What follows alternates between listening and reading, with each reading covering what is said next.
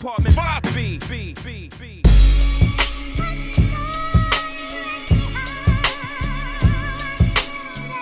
You're now tuned into the Apartment 5B podcast, where we chop it up about hip-hop, R&B, sports, love and life. Hosted by Kill.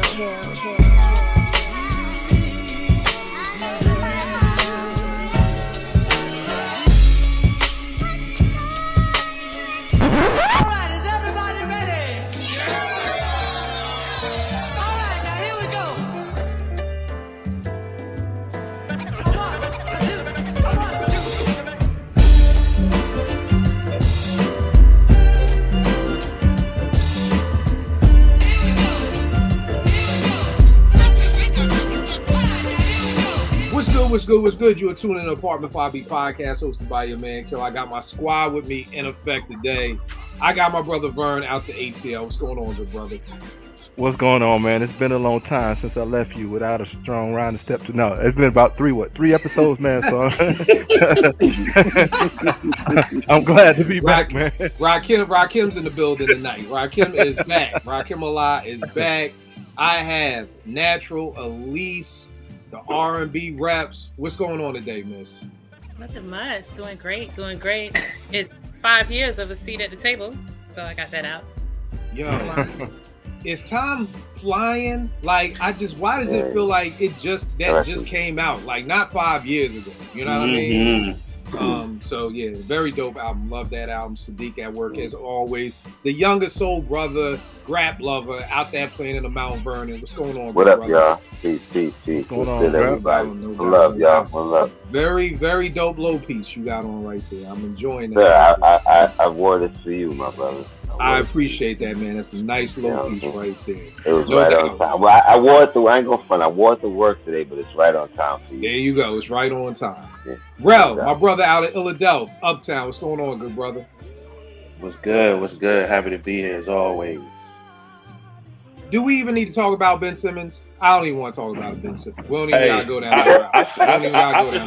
I should feel betrayed, right? Shouldn't I? You should the same way Embiid feels betrayed. You should, because you roll for him harder than anybody that I know of a rational mind. Yeah, so yeah, you should feel betrayed. Same way with Embiid. JR, the R&B rap. What's going on, good brother? What's going on? Good to be here. Salute my fellow Knicks fan. Yes, sir. Another one. There you go. And here's another Knicks fan right here. Eddie's in the building. Eddie, what's going on, good brother? Yo, what's good, man? Happy to be here. Man, speaking of music, man, I just got my Metropolitan vinyl came in today. You know, I had that the reprint. I had that joint on pre-order, so it just came in today. So it's a good day. That's what it is. Y'all know me.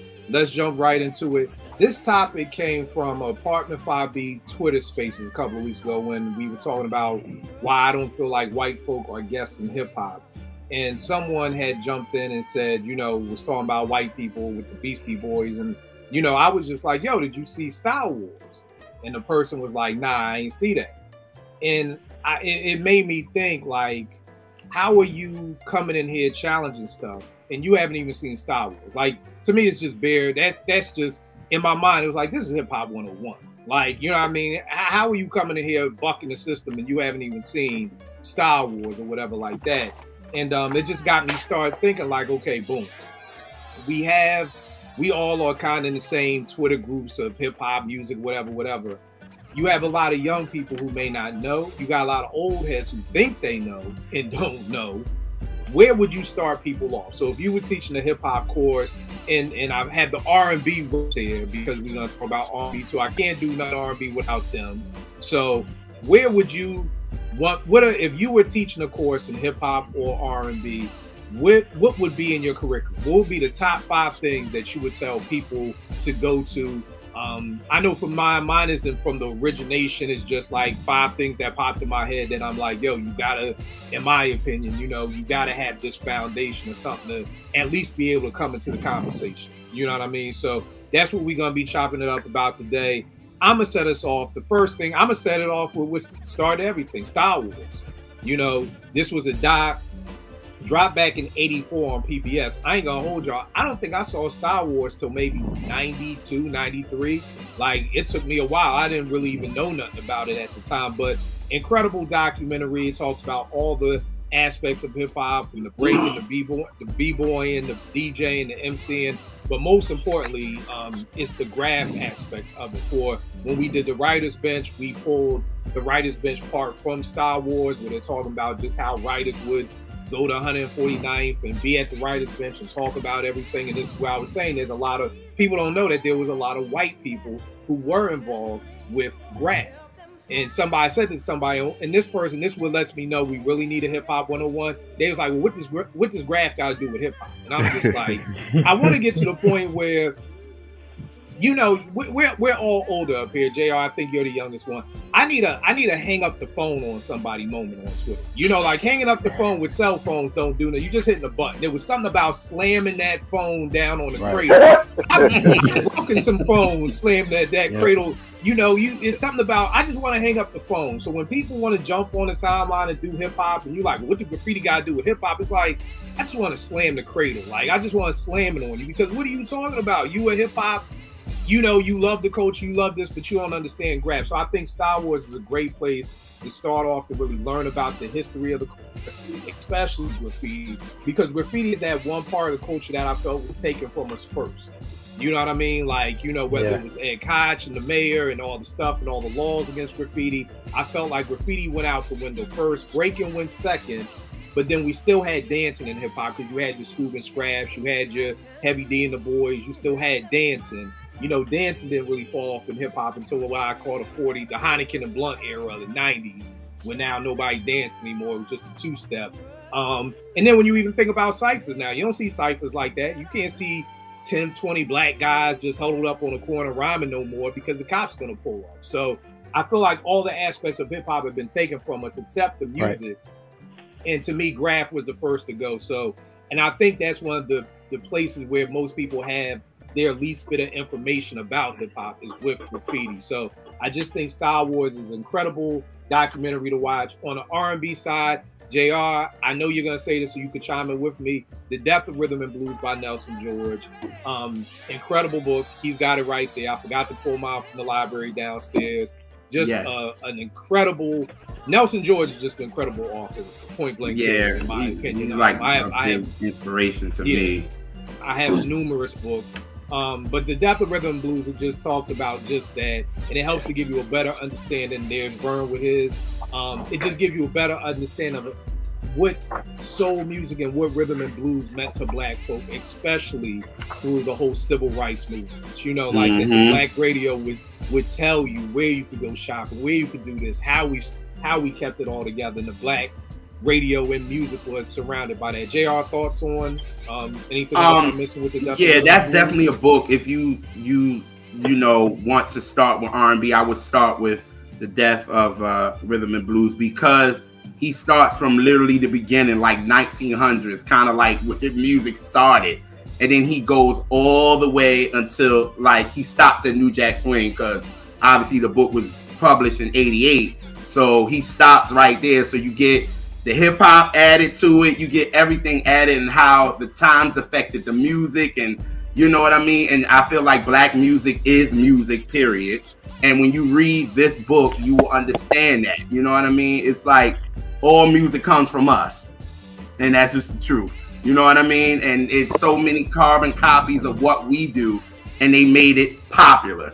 You know what I mean? But we don't get the love for it or the respect for it. So when you read this book, you will understand like what the Harlem Renaissance really did for us. You understand what it did for music, and what jazz was about, and how it turned to blues, and then rhythm and blues, and then it goes from there. And then he just breaks it down. I love how he do it. He calls it the death, and he don't mean the death really, but he talks about that kind of in the forward of how what he meant by death. So I would definitely recommend this book for sure.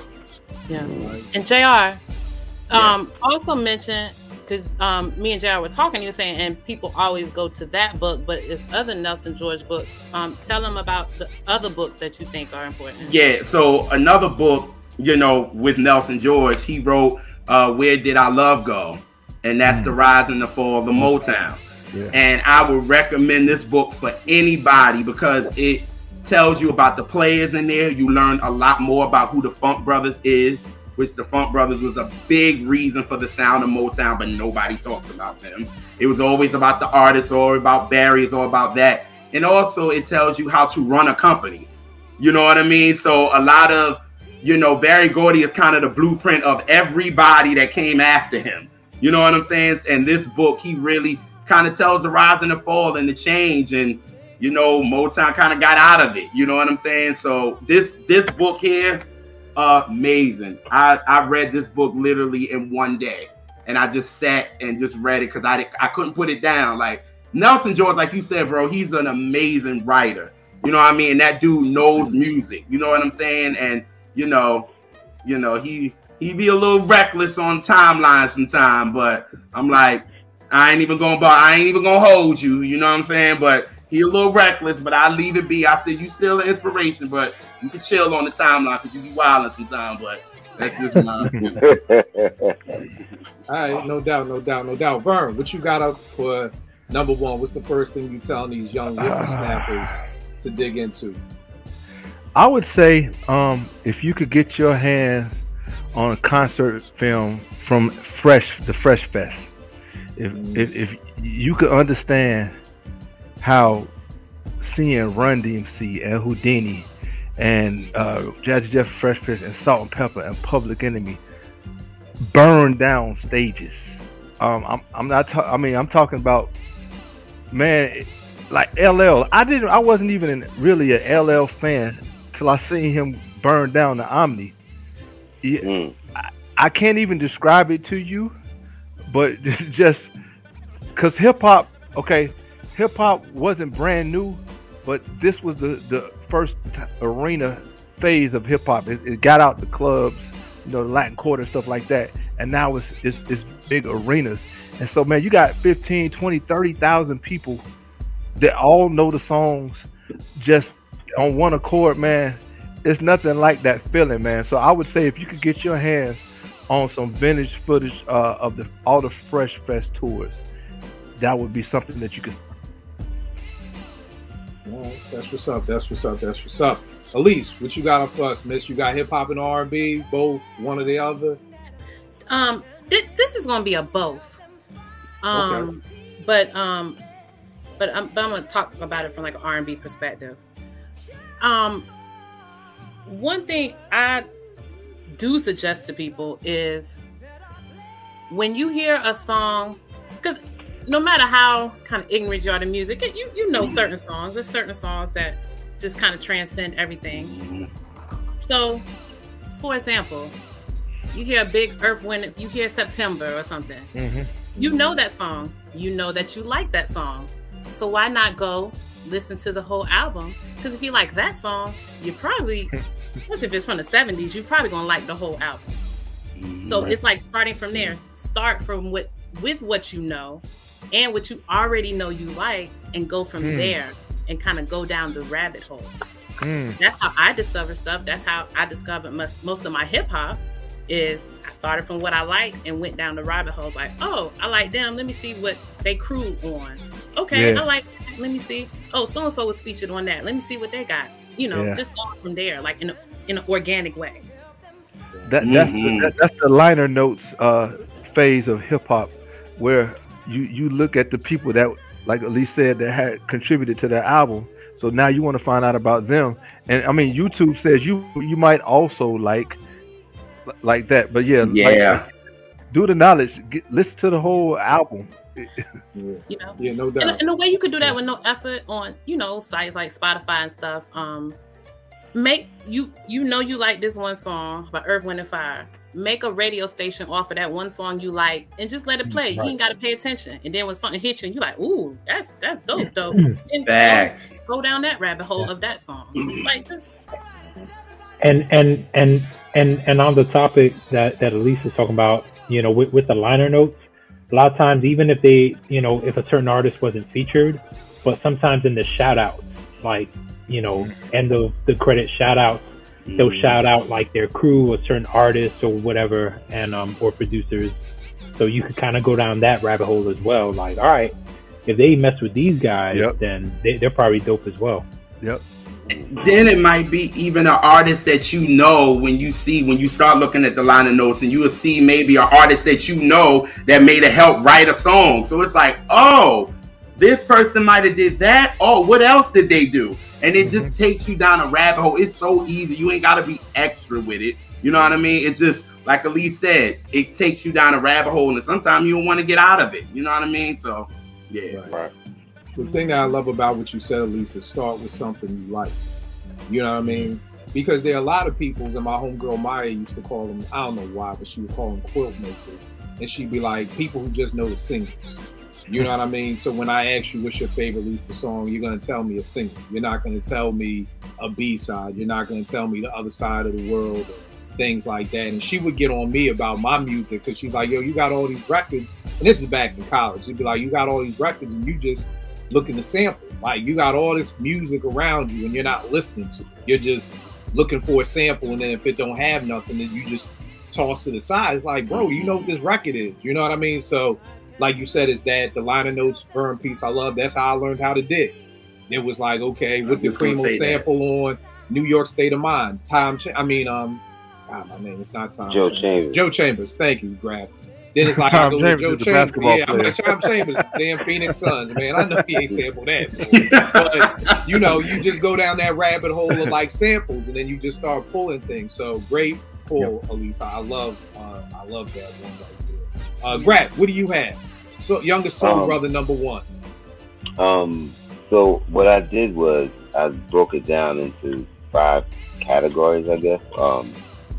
Books, film, hip hop, museum trip, and constant search for live hip hop events, and providing a space with an option to create after you've learned about everything. So with books, my first book would be Can't Stop, Won't Stop by Jeff Chang. Pretty definitive book about the evolution of the culture of hip hop. You know what I mean? And I had as one of my first films was Star Wars Kills. So yeah, definitely that. Cause, you know, it's gonna start you off with the essence of what it is. You get the MCing in there, you get the DJing, you get the graffiti, and you get the B-boy dance. You know what I mean? No doubt. So that's what Grant was talking about right there. Can't Stop, Won't Stop. Jeff Chang. Yeah, that's so right definitely there. dope. Jeff Chang's book. With Star Wars, with you, what really spoke to you about Star Wars?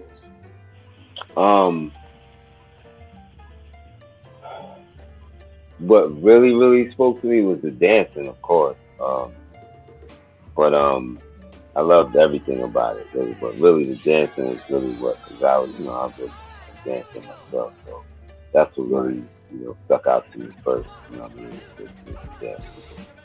And the battling and stuff like that. And then it's another part of it that I swore I saw. Because I saw it when it came on PBS. I'm dating myself. I thank God that I can date myself. I thank God. Yes, no doubt. That's a great thing, good brother. Yes, sir. Yeah, you know what I mean? It's the 5-0 on the 11th, so I'm correct. So, I always tell people either you can date yourself or your tombstone can date you for you. So there you go. Yeah, so I saw another part of it where it's this dude named Norm Ski. I don't know if y'all remember Norm Ski. He's the pop. He's in the Buffalo Gals video. He's in Flashdance. He's a kid popping with the hat on in Flashdance. He was popping in there. He was getting busy, and I remember seeing that, but I haven't seen it since. So it's like a second part to Star Wars. But yeah, that was one of my films. Yeah. Another thing I was going to say about Star Wars, if you've heard the Black Star album with Restoration, it starts off with a piece from Star Wars when he's saying, yo, what y'all do last night? He's like, yo, we hit 2 whole cars, me, Dez, and me 3. That skit is from Star Wars. So if you're familiar with Restoration with Black Star, that's the Star Wars core again. I can't say it anymore. You got to watch. That's Hip Hop 101. Like, it's going to be certain things. We gonna say, I think they used, I'm sorry to cut you off. I think they used it on Retropolitan as well. I think they used it on I think they did. This is for us. It's not for them. This is for us. Yeah, exactly. That's when dude is trying to explain to his mom, and that's what I love about the documentary part of it. His mom's just like, "Yo, why you out here vandalizing?" Like, "Yo, you don't understand. Like, this what we do." You know what I mean? And I'm gonna go into more importance of graffiti later. But, Rel, what you got for your first one? So, I knew Style Wars was mentioned, so I went like in another direction. I went with Wild Style, watched Wild Style and Beat Street. And if you watch both of them, you can get like all the elements of hip hop. You can get the DJ, the graph, the dance, and the MCing is kind of encompassed in both of those.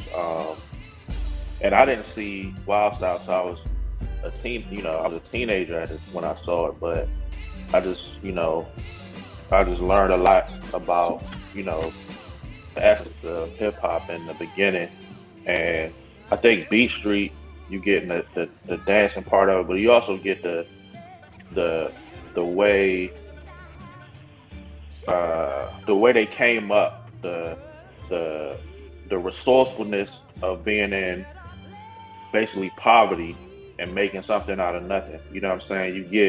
You get what hip hop really is and where it originated from. You kind of can get it out of that movie if you really pay attention to what's going on in the movie. So I think those two is a good place for somebody that doesn't know a lot about hip hop to start. Like you can start right there with those two.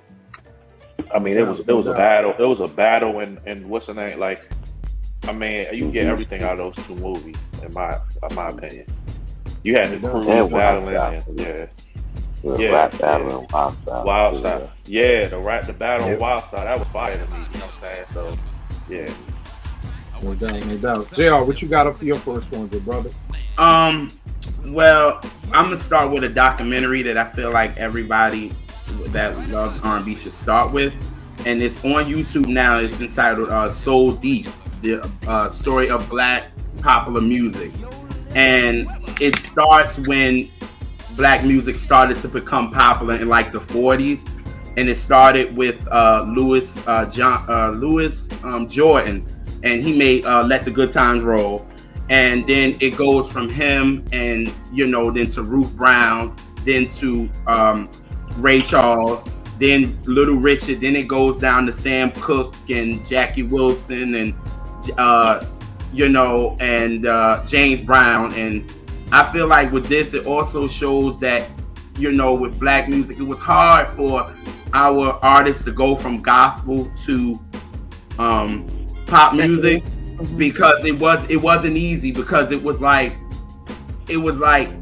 our own people threw them to the wolves when they left. It was like, yeah, you go over there, but if you fail, you can't come back. So it was like you going over to a side of popular music where they don't like you as it is, but then you can't even go back to the people that you love and that loved you from the beginning. They said, don't come back here. So I like how it was like a whole episode that spoke on that, on how Sam Cooke left the Soul Stirrers, and he was like, he did the song Lovable, and he named himself Dale Cook. But when you heard it, you was like, nah. So everybody in the church knew it was him. So when he tried to go up there and try to still do gospel, they was like, you shouldn't be doing this. Like, they dissed him. And he was like, you know what? After that, I'm done. I'm done with y'all. You know what I'm saying? And it's sad that our own people did it, but then he had to deal with the racism of white people that he wanted to cross over with. So it's like, that is, and clearly we're dealing with that now. So it's definitely current. So you can definitely see that too. And then from there, they go to the Motown and Stack era, of course. And then I love that they talk about the impressions a lot, because I feel like a lot of people don't talk. They just talk about Curtis Mayfield, which I don't, Curtis is a genius and he's on top of my list as far as producer. But I feel like the impressions should get a little bit more respect, because they started talking about social issues before anybody did. They were talking about it in their music before Marvin Gaye did it, before, Stevie did it, before any of the Curtis and the Impressions did it first. And they don't get that respect. This documentary really broke that down. Then they get to when the Detroit riots happened and when Dr. King's death and how that changed music forever. How our black artists really became artists. They were writing about what was going on in our communities, and music was never the same after that. And then right then and there, they kind of stopped. It kind of like the disco era going into hip hop. But again, I feel like this is a documentary. If you love R&B, you can start with that because it starts when our music became popular. So I would say So Deep, the story of black popular music. I would start with there. All right, JR. Now, you know I got a question. Yes. I got an R&B question. Yes.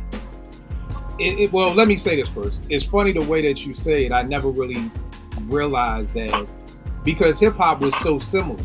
And what I mean by that is just what we were just talking about in Star Wars. You know, this guy trying to explain to his mother why he wants to do this art. You know, and it kind of lined up exactly with what you may be saying about a Sam Cooke telling his father, I want to go do this. And it's like, you know, this wedge that's being placed between you and what you want to love to do. And I never really looked at it like that before. You know what I mean? But a question I have for you and Elise, or for the panel in general, do you think it's because, like when you said, you know, it's messed up that our own people wanted to do that? It is our people, but do you think it's like our people? I felt like it's like Christians, not just black folk, if that makes sense. Okay. You know what I mean? Because if you weren't in the church, you know, like if you're if I grew up in the church haphazardly, you know what I mean? So it's like my mother was not no devout Christian. So when I said I want to do hip hop, it wasn't like, oh no, that's not God's word, versus it being a Christian household where it's like, no, you can't, because it wasn't just music, it was you can't wear a skirt like that, you can't dress like that, you can't talk like that. But I just wanted to know you guys' opinion on that. Do you still feel like that's our people that was holding us back, or just Christians that were like, and not from a we don't want you to shine, but biblically based, you know, God doesn't want you singing secular music like that? But what bugged me about that whole thing is the Christians that were bashing them for it, that night before, they was out dancing and sipping and drinking and doing all that. So I don't understand you dancing and you partying to the music, but you mad that the person that you love is going to secular music. Here's the thing. Let me ask you this, Vern, real quick. Do we know that they were there? Like, I'm not, trust me, I've been in the church for the past 23 years, hard body. So I understand. But it's not everybody. I'm going to put on my DMV, everybody. Everybody ain't in the club on Saturday night and then come to I think what JR is talking about, Franklin, and now his crew, they was having orgies. They was having orgies of all sexual orientations, drinking and all this stuff. And I wanted to say, I wouldn't even say Christian, I'd say church folk. Oh, because there we go. Because I grew up in it. So, but here we go. Two of the pillars of gospel music are the Hawkins family and Andre Crouch. They're pillars now, but when they came out in the 70s, they got bashed. Yes, because they bringing all that worldly music. They sound like the Druids. But now, Oh Happy Day and Take Me Back and Jesus Is the Answer are pillars. But they were innovative, and the old folky stuck in traditions that have nothing to do with the Bible. How is a E flat is an E flat in a gospel song and in an R&B song? And Ray Charles said that in this documentary. He said that. What are you talking about? What's the difference? That's absolutely true. And you know, I remember going to church and you know, hearing the band playing, like, and the singers up there, they're up there singing gospel, you know, everything about Jesus and all that. And I'm hearing what they're playing. I'm like, that sounds like this song. They were interpolating popular songs, and a lot of the church aren't catching it. But then there's a lot of us that are, you know. So it's kind of like, okay, you know, y'all ain't slick, you know. But at the end of the day, there ain't nothing wrong with that. well, let me ask this, because we're talking about two different eras. So, like, were people in the 60s interpolating the R&B music? Like, I get that now, and like, I hear it all the time. I feel like with gospel artists, I was in church one day and they was playing Luther Vandross, Never Too Much, and I was like, what is going on? And it was about Jesus, you know. And one day they was playing Music's Love, and I'm in line waiting to get in the overflow room. I'm like, ain't this music? So I know that's what we do now, but I don't know. So that's why I'm asking, was that something they were doing in the 60s? Way back in the day. No, well, I'm gonna take it before the 60s. You everybody's heard Amazing Grace, right? Right. I mean, that is an old bar song from like the 1900s. Yes, it is. That he flipped. So it's been going on for a long time. And but this gospel is everybody watching. This is why I like to keep smarter people around. So all those people who think I want to be the know-it-all, this is why I ask questions so we can get smarter. So that's why I threw a flag on the play, because I need to know about this stuff. So I'm sorry, what were you saying, JR? No, I was just saying that gospel is the basis of R&B anyway. So, you know, at the end of the day, it's like when you heard Ray Charles playing his, it's like, wait a minute. You know this is from the church. You heard it. You heard those church chords. It's like, basically you knew what it was. It's basically, you know, Spider-Man pointing at each other. Yeah. Yeah, like, and he got criticized for it, but he like, the same ones that's criticizing me for it, y'all loving it. Like, y'all singing along to it, so it's like, I might as well bring that into the music anyway, and we can have the best of both worlds. I mean, God is through all music anyway, so your spirit is in here, so it really shouldn't matter. But at the end of the day, that's how it went. It was like gospel was gospel and R&B was R&B. So it was like they didn't want the, and like he said, the Hawkins say, "Oh, Happy Day," they got killed for that. Like, horrible. Then the Staples singers got killed.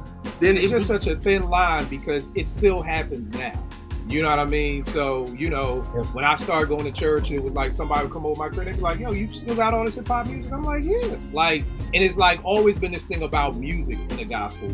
Like, because people are like, yo, how you gonna listen to Cameron's new album? I'm like, y'all just went to see Bad Boys 2 with Will Smith and Martin Lawrence. There's more cursing in that first Ku Klux Klan scene of that movie than it is on this whole Cameron album. But y'all don't have no problem going to the movies, but it's constantly been this music bashing. Like, you can't, you know, like, so all those things. So I just find that intriguing that this is from the 60s to this day. It's still like, watch Empire, watch anything on TV, but no, don't listen to that rap music or something like that. So, but neither here nor there. I appreciate schooling me. Eddie, what you got up for your first joint? What I got for my first joint, because, you know what I mean, the way I'm looking at it is like, we talking about how we're going to school the young, right? And so something that I got, there's a lot of old people on the timeline talking real reckless right about now, like on every album platform. So young and old, but yeah. All right, so my first one, I'm kind of targeting the young, and this is something that's both recent and accessible, and it's the Netflix series Hip Hop Evolution. Specifically, the first season. I feel like the first season was great. You know, they went, you know, from Kool Herc and Africa Bambaataa, although, you know, we not, you know, we're not talking about him or whatever, but, you know, he is part of the history, right? You know, so they went to the forefathers of hip hop and kind of up the chain, you know, to the KRSs and all that. And you could really truly see the evolution. But what I love about it is it's not a documentary maker who's kind of spinning his own interpretation of it. You know, they're letting these people that have participating in the culture tell their own story, you know? So that's what I really love about it. No doubt. Definitely a dope pick. The next thing I got up is, I always talk about how, in my opinion, you need a foundation. You know what I mean? And for me, I'm always thinking about a chair, table, four legs to hold you up. So my thing would be, I want the folk to listen to my hip hop foundation, which is Run DMC's debut album, which is the Fat Boys debut album, Houdini's sophomore album, Escape, and I got a 4 or 5 pick. It's always a toss-up between LL's Radio and Beastie Boys' License to Ill.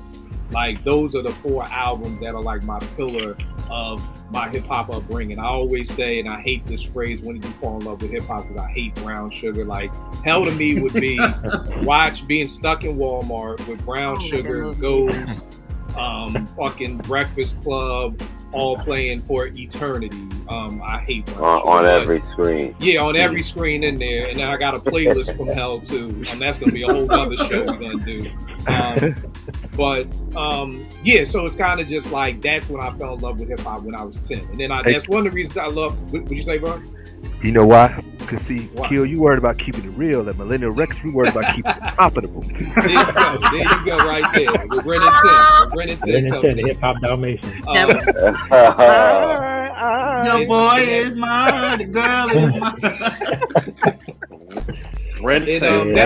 That's one of the reasons that I love Commons. I used to love it so much, because when it sets off with, I fell in love with this girl when I was 10 years old. I was like, wow, that's when I fell in love. So all that to say that these albums came around when I was 10, 11-ish, and these are just the 4 to 5 albums that I love. So I would love for people to kind of dive back into this. But like I always tell people, even when people get at me on the timeline, they're like, oh gee, what album should I listen to from back in the day? I'm like, you gotta get your mind back in the day first. Like, you gotta jump in the DeLorean. You can't listen to West Side Gun and then go listen to Run DMC's first album and really, in my opinion, be able to digest it the same. Like, I'm gonna challenge you to spend a day just listening to stuff that was around in 83, 84 for a couple of days, then put on Run DMC's album. So that your mind, that you're there, so you can kind of try to grasp it, because there's just no way you're gonna really be able to grasp the Fat Boys debut album with all his beatboxing if you just got finished listening to Benny the Butcher, you know what I mean, or Stove God Cooks. It's gonna be whack to you. But if you're listening to the music that was out at that time and kind of see how it fits in, that would be my challenge. So those 5 albums: Run's debut, Fat Boys debut, Houdini's Escape, LL's debut Radio, and Beastie Boys debut License to Ill. So that's what I got up for my next joint. Bro, what you got for yours, good brother? All right, I'm gonna give some pillar albums of mine. I'm gonna go listening. You got to listen to Paid in Full, Takes a Nation to Millions, The Chronic, Strictly Business, Aquemini, and To Pimp a Butterfly.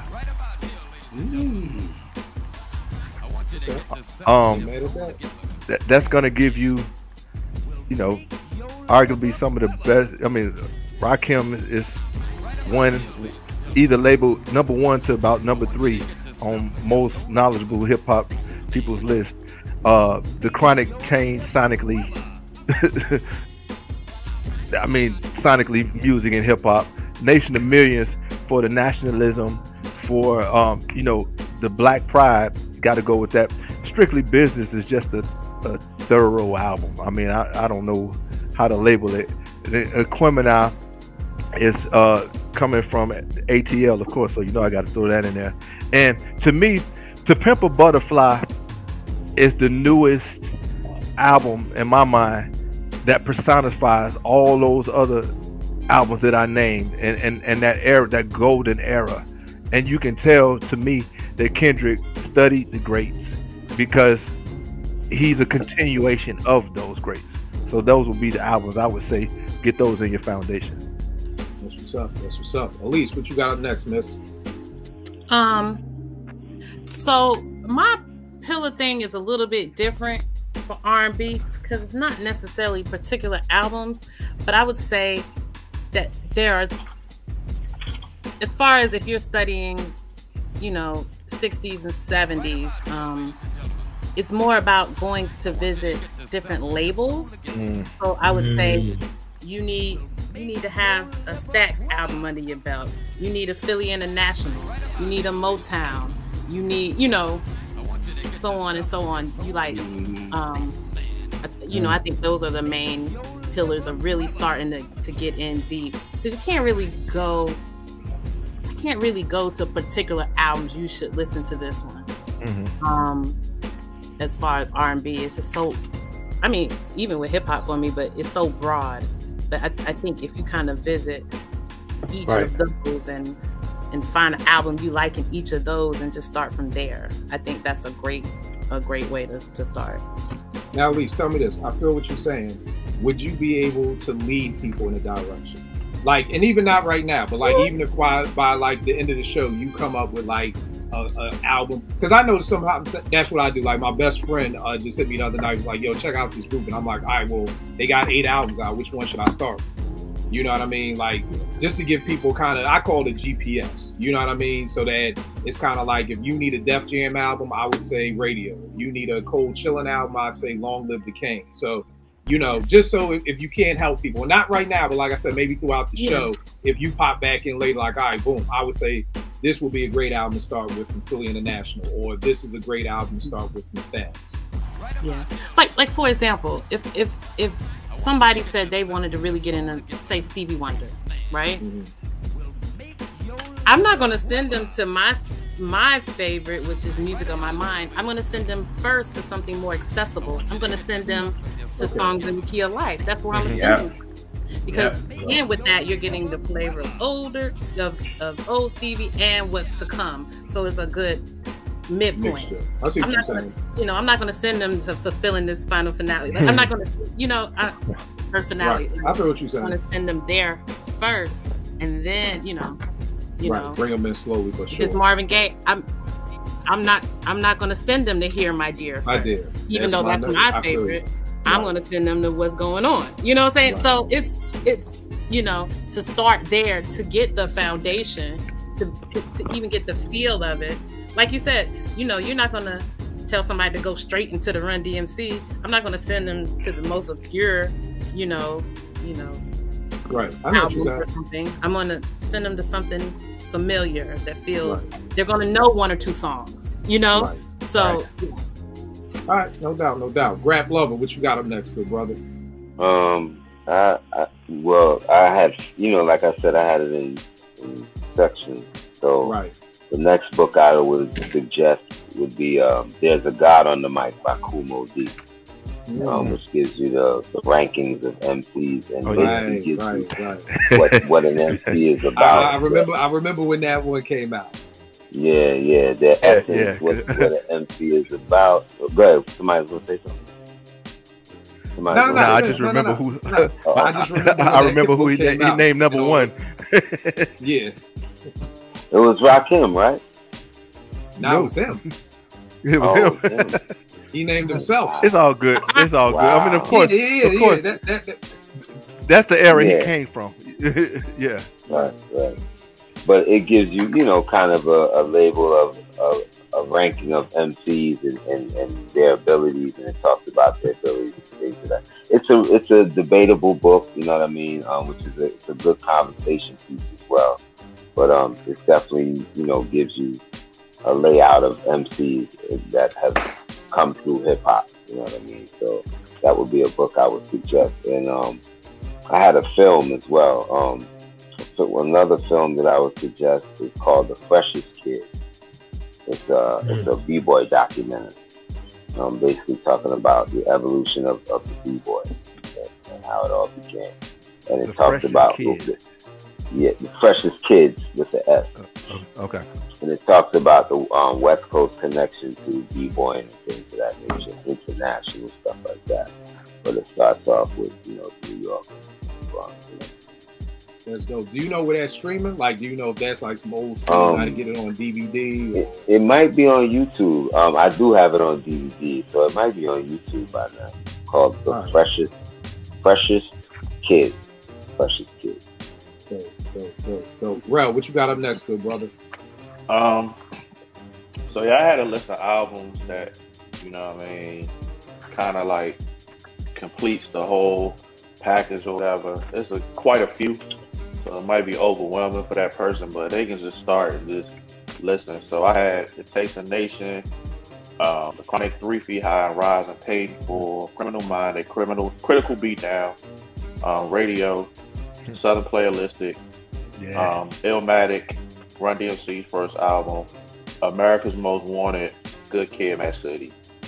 And I feel like I covered everywhere, you know what I'm saying? And you can get, and it's kind of like a time thing because it's like a change happened in hip hop, and you'll catch the different changes in hip hop and how it grew. So that was mine. Just a group of albums that I would consider classics that encompass not the very beginning, but the beginning to now. You know what I'm saying? So. All right, dope. What you got up next, JR? Speaking of albums, I think when I'm first talking about R&B to people, I like to kind of take them through every era with an album. So I try to start with the 60s because, like Elise was saying, like in the 60s, it was really no, like, you know what I'm saying? It wasn't about albums then. It started with the late 60s when the albums, you started getting great albums. So these are the albums that I kind of start people off with. And I try to start them off with like Aretha Franklin, I Never Loved a Man the Way That I Loved You. Then in the 70s, I go to What's Going On. And then I also give you Off the Wall by Michael, because I'm taking you through eras. So then in 80, then I give you Control. Then I give you Keith Sweat's Make It Last Forever. And then after that, when I get to the 90s, I get to Mary, What's the 411? And then I go to Brown Sugar by D'Angelo. And then I go to the 2000s, I give you Usher's Confessions. And then after in the 2010s, I leave you with the album that Elise has behind her, A Seat at the Table. So you can kind of get where music was at different times. So you can be like, oh, this is what this was about. Oh, this is what this was about. So, you know, that's how I kind of start people off for me. Right? I was just going to say, I'm surprised I didn't hear Thriller. I'm just saying, not from JR, you ain't. Okay, because the reason why I don't know the backstory. I was like, I'm shocked I didn't hear My Life. I heard What's the 411 over My Life. No, you know why? Thriller also. You know what? I kind of get it. I kind of get it because he's kind of. What I was getting is that JR was naming albums that kind of shifted the culture, you know? So What's the 411 was the shift. My Life was Mary's Best, but What's the 411 was the shift. Just like Brown Sugar was the shift to that neo soul movement and all that. So I kind of got that. Yeah. And then Grab, you know, from like 1980 to like 1984. Woo, them albums was tough. You know what I'm saying? Like it was that experimental thing. And we can't even sit here and act like Quincy and them didn't either, because if you think about what happened with Thriller, they had to mix that 26 times to get what we heard, because they tried to mix it like Off the Wall. Because again, technology changed. You know what I'm saying? Because she came in with a new sound. You know what I'm saying? Leon adapted to this because this is, you know, post-disco here. So it was like, yeah, Thriller was able to sell. Like that was the big seller. That's what you want to look at. But did it cause a shift? You know what I'm saying? So it really did. When you think about it, the first thing you think about Thriller, do you think about it musically or do you think about the record sold? You think about the record sold. You know what I'm saying? So as an album like that, even though that's his biggest, but when you think about Off the Wall, you think about how musically crazy, like you're getting funk, disco, all of that, and wrapped in one. With Thriller, you're getting a new sound that everybody is trying to, wait, do I need to sound like this? Should I sound like this? So it's like, you know, even though I shade Thriller a lot, but at the end of the day, it just didn't cause that shift. So like Eddie said, I tried to get albums that shifted so you can know, okay, this is what that sound like. We're in another album, so this is what we get. But when you listen to each of those albums, you still get a flashback of what the other era was too, but it was still a new sound that was created with it. So, and also with Thriller and albums like that, even people that don't know R&B, they know those albums. They know that album. So, but they don't know Off the Wall. And they don't know the best song on Thriller was one of the best is "Baby Be Mine." Thank you, thank you. Yeah, thank you. You can have all the hits. Well, I only call Thriller EP anyway, so. Word up, like for real. You know what I'm saying? Like I call it an EP. I only know 4 songs. I don't know what the other 5 or 6 is. Y'all do, I don't. Okay. I told you how you felt about it, Grab. And the red cup comes out. So there you go. Eddie, what you got up for your next joint, bro? So what I have for my next was the early hip hop shows like the Yo MTV Raps and the Video Music Box, because I feel like those were like the first shows that really show the culture. And not only did they play videos, right, but they had the interviews, right? Mm-hmm. And you got to see the personality of all the MCs and DJs, whatnot. Some of them had like the freestyles or whatever. So, I feel like that's good for someone to kind of look back. Not only that, but also kind of see how much diversity there was in like the music and videos being played. Like it was all hip hop, but there was diversity. Now, if you see a video show now, very little diversity, everything sounds the same. I think that was a big shifting in the culture, I feel like. No doubt. Yep. The next joint I got up, Rel already touched on it, but it's Beat Street. You know what I mean? Beat Street to me is my favorite probably movie ever, hands down. It's easily the movie I've watched the most. I literally can spit every word verbatim. I can tell you every dance step. Me and Nate was in here watching the battle at the Rocks. I'm like, now watch, he about to do this. He's gonna go into a windmill, pop back out, then he's gonna do. Like, I literally can sit here and walk you through every step of it. I loved it because to me it was the perfect piece. It was the perfect movie to accompany Star Wars. They both came out in '84.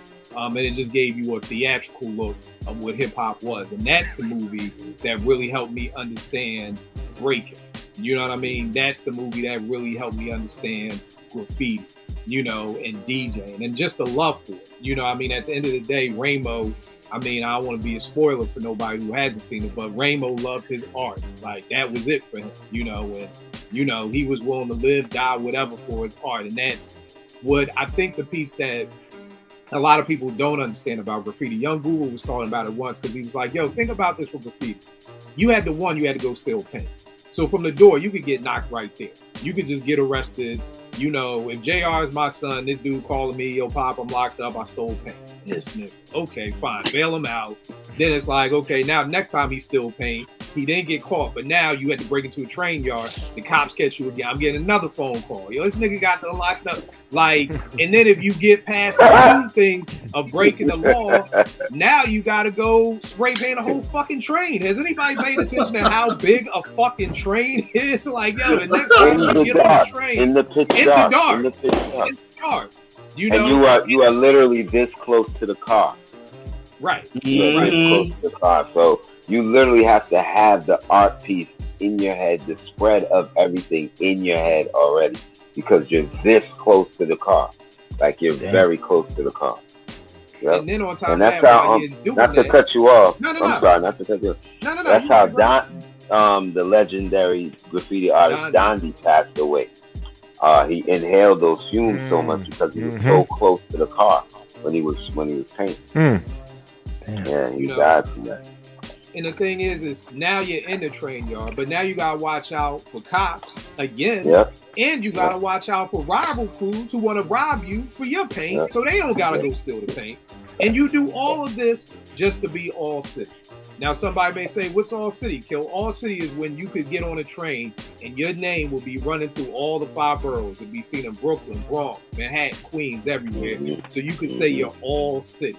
So you risked all that, life and limb. You talking about the 3rd rail. My man in Star Wars had to get his arm cut off. You know what I mean? So you're risking life and limb just to be All City.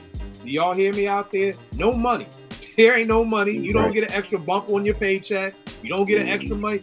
This is just literally for the art and the love of what you're doing. And to me, like, you just get that out of Beat Street. I know I did. Like, I mean, that movie, I probably watched that literally every day of my life for probably so many years. And it still trips Nay out when she watches it with me, because I literally can't watch a movie without doing every movie. Like, everything I'm literally emulating. And it's so dope. A part B of this will be the Get Down on the Netflix. Yeah. On the Netflix. Get Down on Netflix. And the reason why it's so dope to me is because Nay watches Netflix Nay watches the Get Down the way I watch Beat Street.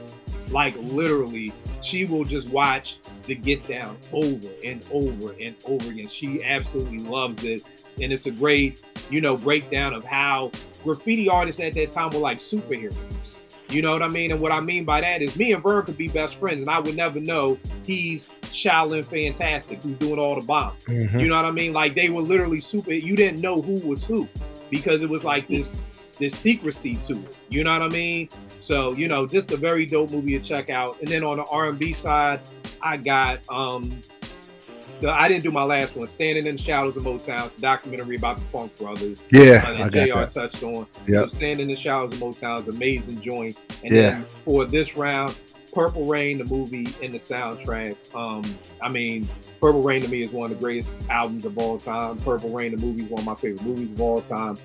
I learned a lot of shit in Purple Rain. I'll leave it there. So, hey, Kill. Yes, sir. You say Beat Street is your best movie. My favorite movie, probably. Favorite movie. Give me the lyrics to Andy B. Bad, Shakedown, Breakdown. Prove it. Jesus Christ, man. Andy. I'll say I wanna make you shake and whine. I'll say this. I remember the system baptized the beat. The beat baptized the beat. I remember that. And I'm glad you said that. Another thing I forgot about Beat Street. You got Kool Moe Dee in Beat Street. Yep. You got Dougie Fresh in Beat Street. Yep. You got Grandmaster Melly Mel in Beat Street. Yep. So you have those three cameos. For years, I never knew that was Kool Moe Dee because I never saw Kool Moe Dee without them sunglasses. Right, exactly. Open up your door. I'm Guess what, y'all? I got something to show. See, something to show. Everybody watching, this is what we mean about. Something for the folks. So Merry Christmas. And when you really put under my so-called tree. Yeah, so this is what I mean by we watch the exactly. And another dope thing about Beat Street was you had the New York City Breakers, which in the movie was called the Beat Street Breakers. But at that time, it was two break crews. There was the New York City Breakers and it was the Rocksteady. You know what I mean? So Lee's Beat Street Breakers was really the New York City Breakers and versus the Rocksteady crew. Of course, Crazy Legs is famous for that. Incredible movie. Watch it. What's going on, bro? I had to say, when you said that, one of the highlights of my never taken off the ground rap career, we did a concert at at Piedmont Park, and Rocksteady was there, Crazy Leg was there, and I got to shout him out while I was rhyming. So you just made me think of that. So no doubt. That's dope. Vern, what you got up for your next one? Hold on, can I say one thing about Beat Street? Yeah, what you got?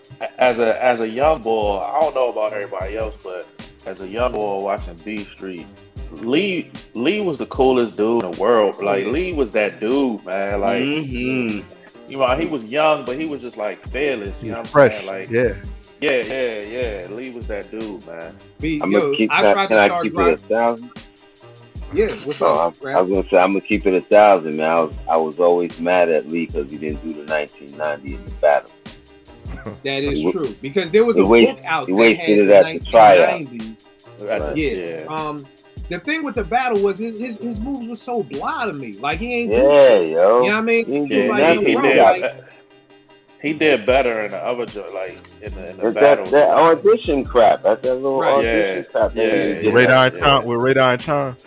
We went in on that. Definitely a dope movie. Definitely check that out, y'all. Elise, what you got? No, did I go to Vern yet? No, because you fired before Vern. So I was gonna say Yo MTV Rap, but Eddie got that one. So I'm gonna say I'm gonna pick this 5-year period. It was known as the Hip Hop Bible at the time. So just get all the episodes from like 90 to like 95, 96 of the source, and y'all all remember what it was like. Yo, the new source is out. You see it yet? Or one person had. I think Kill has a story about That's how he met somebody at Morgan State, because they had the source. A matter of fact, I think Fonte met Ninth in college because he had the Source magazine. So that Source magazine was like a connecting point for all the people that loved hip hop, man. And you would just scour through it, man.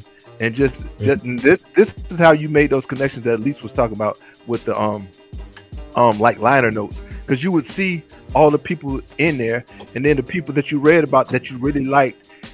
Y'all remember, we didn't have Twitter, we didn't have no internet, so if we wanted to find out about, you know, Q-Tip or or De La, somebody, we had to go by what we read in the source, and that was our way. And you know, that's also, they were kind of regional for a long time, but then they started spreading out, and you got to learn about people from different areas. So I would definitely tell you, I would say grab old Source magazines from 90 to like 96, and you will learn about what we soaked up in.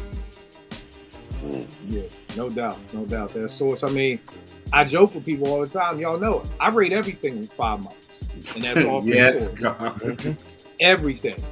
You know what I mean? Like, whatever your wildest imagination can think of, I rate that on a 5 mark scale. So, and that all comes from the Source. So, you know, Elise, what you got up next, miss?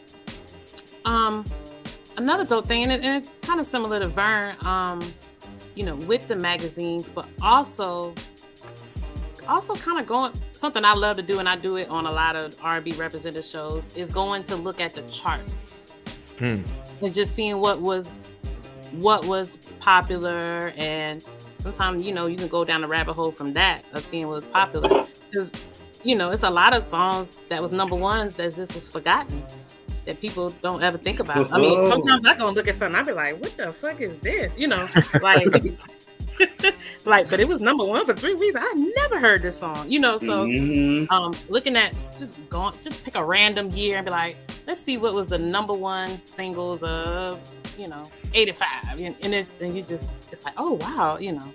So studying charts is, you know, you don't want to live and die by charts, but they are important, and it was a way of gauging sales and all that. So it's interesting to see what was popular, what was pushed, and all that. So. All right, no doubt. Grab Lover, what you got up next, bro? Listen to recordings of old various radio shows. We'll start with HBI, Africa Islam. You can, you know, definitely hit In Control up with Marley and Pete and all of them. Definitely hit Stretch and Bobbito up. Hit up what's the name of them? They even had a show. Chuck D and those guys, Spectrum. Yeah. You know what I mean? Just search those out and listen to those, and then you can hear. You can also probably more than likely hear the evolution of how radio came about. Future Flavors, so many, you know, all the different shows. Power 99 in Philly, you know what I mean? Cosmic Kev show.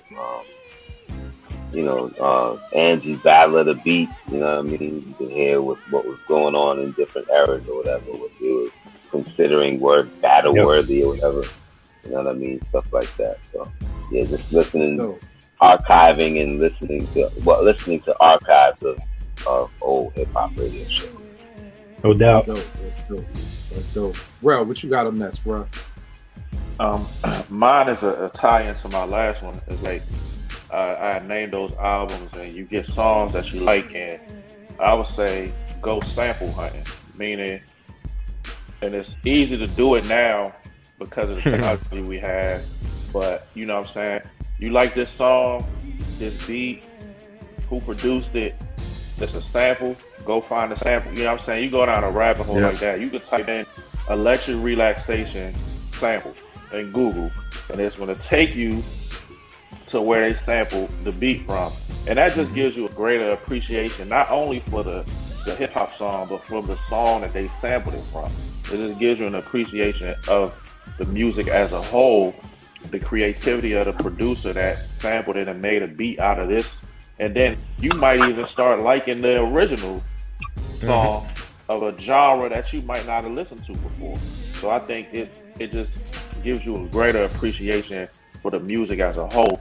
by like you finding songs that you like or whatever, and going looking at where they the sample and stuff like that. That's a dope thing, bro. And I'm a oh, go ahead, Elise. Yeah, kind of piggyback on Rel. I think that's something that irritates folks of our generation about the younger folks when it comes to music, because it's so accessible. Like, they'll act dumb about something that will literally take 5 seconds to find, that would have took us, correct, you know, maybe a week to figure out. You know,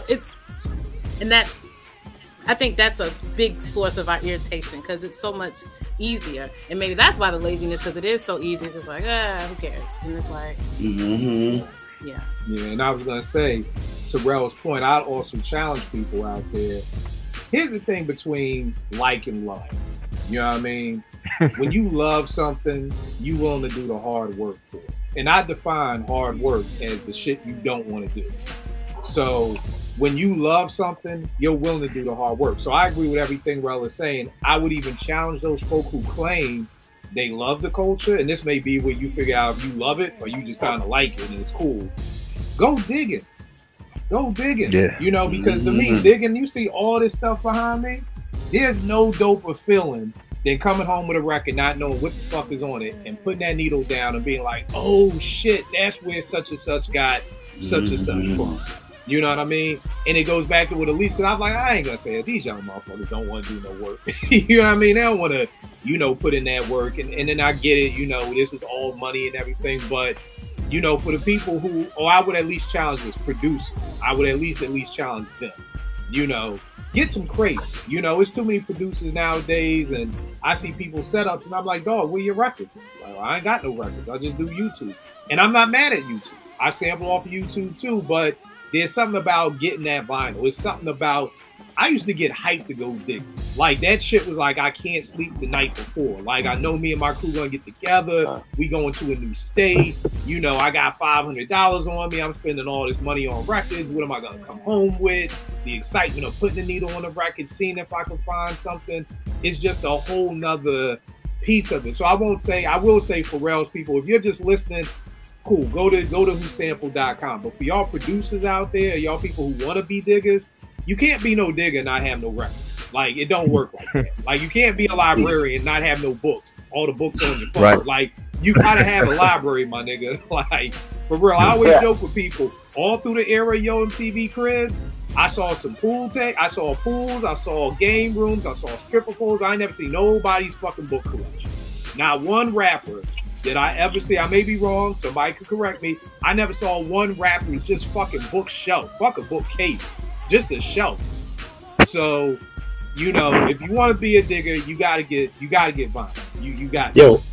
So I want to share a story, because you know, I used to like find records with my son at the dollar bins, right? Like, before we started. Now we kind of out of control with buying records, but like at first it was like, all right, don't be pulling gray into your addiction. I don't think Gray can really put down as we have a problem now. Yeah, I don't think we have a problem, Eddie. I think you may have the problem. He went to the record shop with me today and pulled out a Miles Davis record, so you know, that was all him. But anyway, so we found this.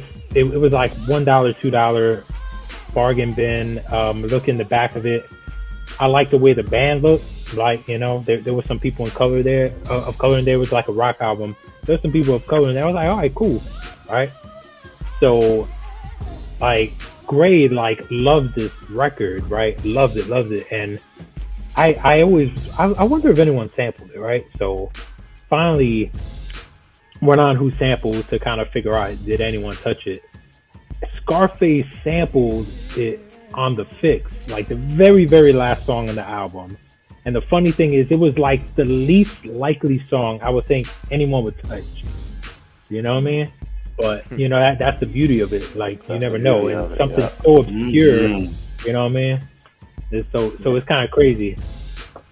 Because you hear certain beats and producers, and when you find out the sample, and you be like, how in the hell did he get this? Why did he pick this part and turn it into this? Like, it's certain songs, and I would hear it like all the producers that we love, like the Premiers, the Pete Rocks and stuff, and you like how, like where is that's amazing to me. Like to hear them take this little section and then turn it into a classic. You know what I'm saying? And so that I think that's the beauty of it, and I would implore people to do it. Like it's enjoyable, and you do go down a rabbit hole, but you learn a lot, and then you pick up songs that you would have never heard before, and you wind up liking them and adding them to your repertoire. So, Ron, you were about to say something? Yeah, my uncle's favorite drummer, which in turn is my favorite drummer, Billy Cobham. I listened to him from the time I'm 7 till 49, and it wasn't until I think last year that I found out the 93 to Infinity sampled Billy Cobham song Heather for Heather. And so what? How did you get that out of that? Yeah. Yeah, that's to your point, Real. Yeah. Crazy. JR, what you got up next, bro? I'm gonna say the Soul Train documentary that came out in 2010. Yes. With Terrence Howard when he was narrating it, and now they got American Soul on BET. But you definitely, if you want to know about music, period, how groundbreaking it was, you know what I mean? Like that brought our music into mainstream homes, because American Bandstand wasn't for us, never was, and it wasn't. So we finally had something that was for us on there, you know what I mean? And it's just I feel like that is kind of like a show I feel like we need now, because y'all were talking about Yo MC Rap, and I wanted to ask y'all how y'all felt about, quote unquote, how something is supposed to be coming back. If y'all saw it on social media. I saw it. Yes.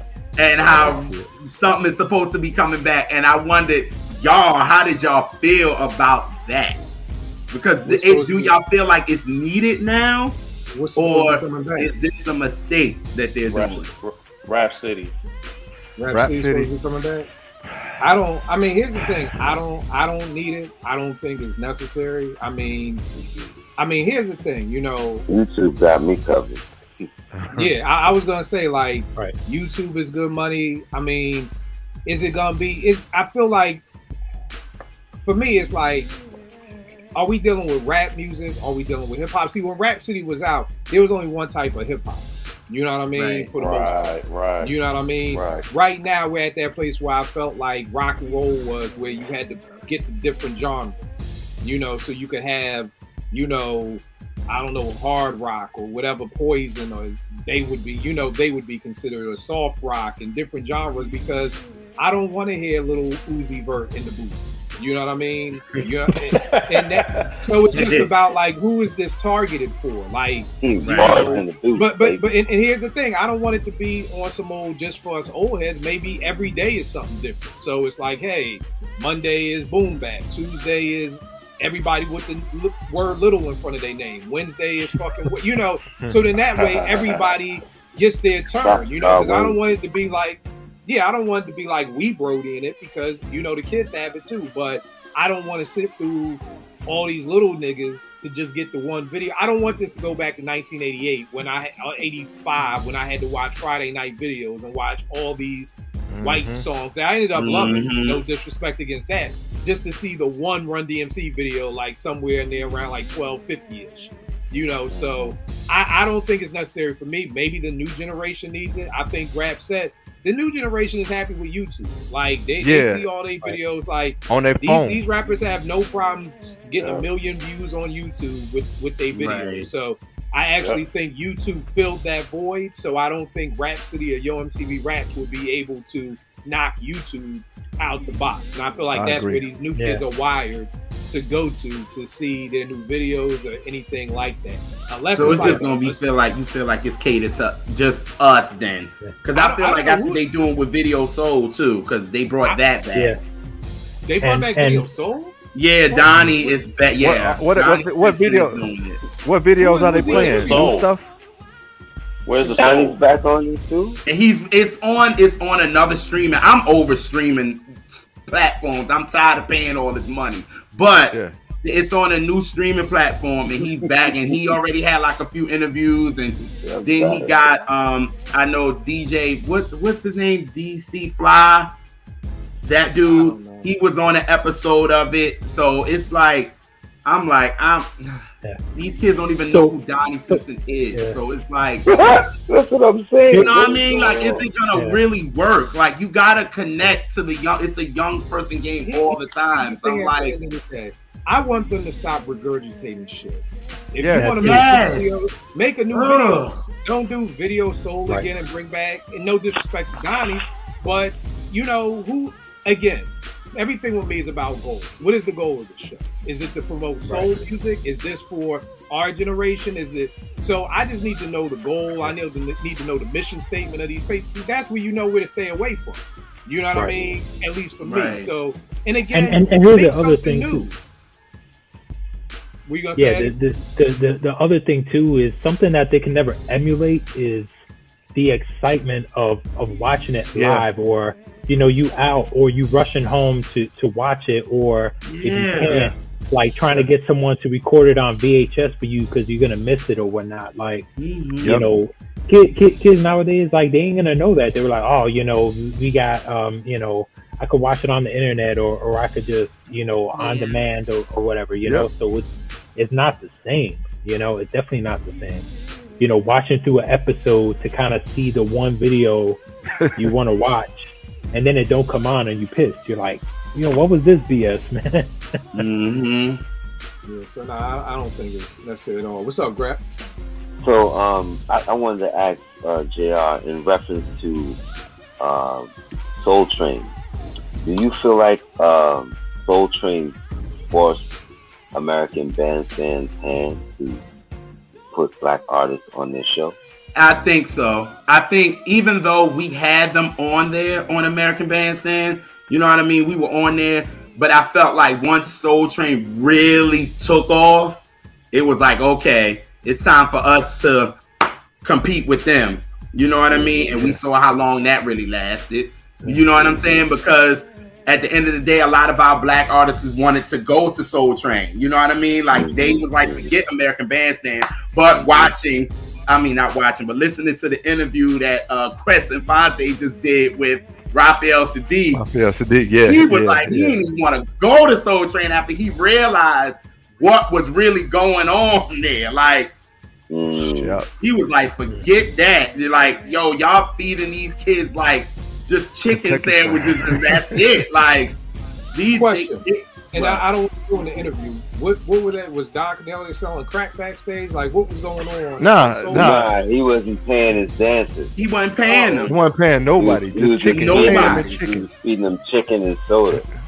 Chicken and soda. That's it. So all your favorite Soul Train dancers, any work they got was outside of Soul Train. Like, exactly. He didn't want Demeter to go over there. What she was gonna make more money across the street. So yeah, you're right. And JR, did you like the show that was on BET, American, so whatever it was, talking, you know, how I liked it. I did like it. I liked it. I feel like they really showed the behind what was going on with Don Cornelius. Yeah, you know what I mean. And we got to see why it was kind of like the person he was. You know what I'm saying? And the struggles this guy had to go through, dealing with racism again, dealing with the powers that be, dealing with them telling him what he couldn't and couldn't do. It was just like, it's a lot. You know what I mean? And it's so crazy because now I'm like researching now. Like, I be hitting the lease every day like I'm researching something. My mom told me there was actually a show before Soul Train, but it didn't last. Soul. Yes. Was it called Soul? Yes. They did. Yeah. It's on Hulu. They were showing all the episodes. Oh, it is? All the episodes not that movie. Yeah, it is. It's got episodes. Yeah, I know what you're talking about. I know what you're talking about. Yeah, all the episodes. Yeah. My brother has been pushing me to watch that show for God knows how long. Man. Yeah, the music is crazy, yo. Woo. So, my mother was like, it was a show before like Soul Train, but Don Cornelius got the push, and the money behind it, he ended up, exploding. But it was sold before then, and it was like they were doing the same thing and sponsoring our people, and it was all that. But then once Don came with Soul Train, and Gladys was able to do the show for him because she was a big artist, it took Soul Train out of here. So question real quick, because I want to get the Ed's point. I think Eddie, are you next? I done lost track of I'm next. Yeah, all right. Why did they never perform live on Soul Train? Why were they always lip sync? Does anybody? Oh, not everybody. Not everybody. Okay. It was I think a lot of it was cost effective, though. Cost effective, right. Because I know definitely by the time the 80s, it was like, I just remember 90% of everything being lip syncing. Like, and then Don Cornelius also didn't like hip hop. Like, let's just keep that real for what it is. He didn't he threw shade to the artist. He threw so much shots at hip hop, so much. And you could tell the way he interviewed them. Like, it was like he didn't care. Like, he didn't. It was just like, how you doing? Okay. Yes. Like, it was just like, that's why by then I felt like you needed a new host, to be honest, because when music changed, you need to change. But not the right one for that new host either. But Don was not letting that. No, I said Tamar Moore off the Young. Oh my goodness! He was awful. Like, why? We know why they got him on there. Like, he was a joke. Call him for real. Chesty McBestie, man. That's the corniest. That dude is so corny, man. Straight can't act jeans vest on and all that with no shirt, man. Man, I always picture him with that bad wig from the from the movie, from the Tyler Perry movies. We all know Tyler Perry's beauty supply budget is in the negative. I don't know. He don't be paying nobody to do nothing. Eddie, what you got up for your next one, bro? All right, so my next one is study the great battles in hip hop, and this is kind of a multi-level thing. Like, you get so much from it, Mike.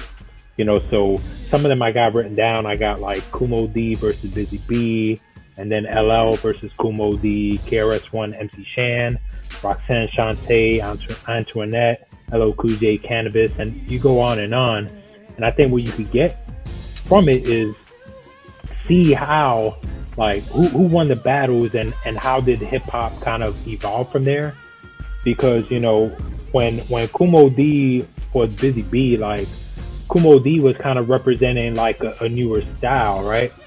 But then against LL, now he was the older style, and LL was bringing something new and fresh, and LL won that battle. You could kind of see it. But I think the importance to study it is go back and listen to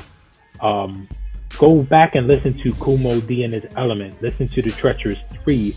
Like, do the knowledge on those who lost the battles, because people tend to forget or just write them off like, they lost, they must have been whack. Nah, like, they were running stuff just like we talk about MC Shan all the time. Like, MC Shan was like on top of the hip hop world at one point, and then KRS and BDP came in and just blew him out the water. But that doesn't mean he wasn't dope. That doesn't mean the bridge, wasn't a seminal hip hop song. You know what I mean? And on the flip side, like, not all the new cats are gonna knock the old guard out the water. Like, Cannabis could not knock LL out the water. You know what I mean? So kind of study that. Why was that? So yeah, definitely the I like what you said too, Ed, because there was a time when if you lost a battle, it wasn't that you were whack. You know what I mean? And that's I feel like how it is with hip hop Twitter. Is like, if you don't give it 5 mics, then it's trash. You know what I mean? And people assume, like I always say, MC Shan's second album had some bangers on it. You know what I mean? But nobody cared anymore about Shan. Antoinette's, what was, God, I Got an Attitude. That's one of my favorite hip hop songs ever. You know what I mean? She lost the light. What doesn't mean she was whack, it just meant light was better. You know what I mean? Like, we got to get past this, if they lose, then what you saying, they trash? Like, nah, they ain't trash. My whole timeline has been the fucking X-Men versus the Avengers all fucking night. You know what I mean? And niggas is jumping in now talking about Superman could beat everybody. I'm like, come on, man. Fucking all Batman need is a kilo of fucking kryptonite and he beats Superman. Like, it's you know what I mean? So it's not that I'm saying Superman ain't thorough, because then niggas always gonna be like, oh, you sleeping on Superman. No, nigga, I'm not. I know the nigga. You know what I mean? Batman, but there has to be a winner. People lack nuance. Nah. Yeah. It's like there has to be a winner and a loser, and the loser doesn't mean that they were bad. It just means the person who won was better than them. You know what I mean? So on that day, you know, on that day, and I love what Eddie is saying. Shan was still dope. You know, Antoinette was still not still, because after they lost, you got written off in hip hop. Like that. Was now you put it this way. Now you don't. Now you don't. Here's the thing with hip hop. Think about this. Jay lost the battle and got the damn president of Def Jam. Like, now you lose a battle, ain't no big deal. Meek lost to Drake, hands down, and this nigga got a new album about to come out today. Like, Meek may be bigger than he was before the battle. Yeah. So it just shows you the differences, because, Jay would have been dead. If it was 88, Jay's over. Nobody's even thinking about Jay-Z because he lost to Nas. He got ethered. It's a wrap. He's nobody now. Right. And we see where Jay is. You know, same thing. Meek, how you lose to Drake? Drake said you get bodied by a singing nigga. You know what I mean? How do you lose to a singing nigga and still come back and be relevant? That's the difference between hip hop. But then Drake lost to Pusha, and Drake hasn't really missed a step as far as his fan base. Missed a step. But that's what I mean. It doesn't matter anymore. And I saw it didn't matter when, I think, was it Rick Ross? Who was it? Somebody had a picture of Lil Wayne kissing Baby. And I think it may have been Gilly. And it was like, oh, it's over. It's over. We got these two niggas kissing. And then people I remember people talking about, I mean, it's a father kissing his son. What's wrong with that? Well, one, that ain't his fucking father. Two, I ain't kissed my father on the cheek probably since I was fucking 2 years old. So, yeah, I got a problem with a father kissing his son. Sorry. You know what I mean? If Eric B... If you saw Eric B and Rakim kissing each other after the Paid in Full video, nigga, them niggas is dead. They gone. We don't care if you wrote my melody. I don't care what you wrote, nigga. If you So it's just a new day. You know, even when 50 thought he had Rick Ross, like, yo, this nigga used to be a CO. Rick Ross lied and was like, I ain't never been no CO. Nigga, we got pictures. Okay, I was a CO. It's like, and nobody cared. And Rick is so paid, motherfuckers did Coming to America in his house. How you shoot a movie in a nigga house? Who just lied to y'all and said I wasn't a CEO. I was like, yo, Rick, you could kind of floss this. Like, yeah, I was CEO. I was a nigga bringing coke in and out to jail. You could have freaked that. You know what I mean? No, this nigga straight lied. Like, nah, that ain't me. Got caught in the lie and still out here, Maybach music, and niggas still love him. So, nah, man. Yo, with Rick, I can't even get past the pictures of him without the beard, man. He just looks like a totally different person, man. He does. Like, dude ain't got no cred without that beard. He look like Al Roker. Al Roker. He looks like a clump, yo. The wild part is when you really think about it, looks like a clump relative, man. That's what shifted. That's what shifted hip hop culture to me to rap music. Because we stopped caring. People were like, who cares if Lil Wayne writes his rhymes? I don't care. Who cares if him and Baby kiss? I don't care. Who cares if Rick Ross lies in his rhymes? I don't care. Who cares if Drake? That's where it became rap music to me, where people stopped caring. You know, because again, if you found out in 1988 Rakim did not write fucking My Melody and Eric B is president, yo, he's done. It's a wrap. You know what I mean? Where now we don't care anymore. My next joint up, Wild Style. Still going back on what Rel was talking about earlier. This is the joint right here. Can't tell you how many times I tried to emulate this style in all my notebooks in school. Same thing, just like with Star Wars, same thing with B Street. This isn't a documentary, it's a movie. But Fab Five Freddy is in it, Grandmaster Flash is in it, Lady Pink is in it. Just perfect thing. And if you've ever listened to Illmatic, which I'm sure my timeline has listened to more than anything ever, the Genesis is a piece of the movie Wild Style. So you will definitely, in watching the movie, go, oh shit, that's where Nas got that from. So definitely Wild Style. And then on my R&B side, I got watch the Michael Jackson documentary Journey from Motown to Off the Wall. Piggybacking back on what JR was talking about with Michael making Off the Wall. Very dope documentary to me. Mike Lee? What'd you say? Spike Lee? I don't know if Spike did that. That was Spike, JR? Okay, yeah. Spike did that one. Yeah. Okay. But very dope, Doc. Vern, what you got? I'm gonna pull 2 documentaries.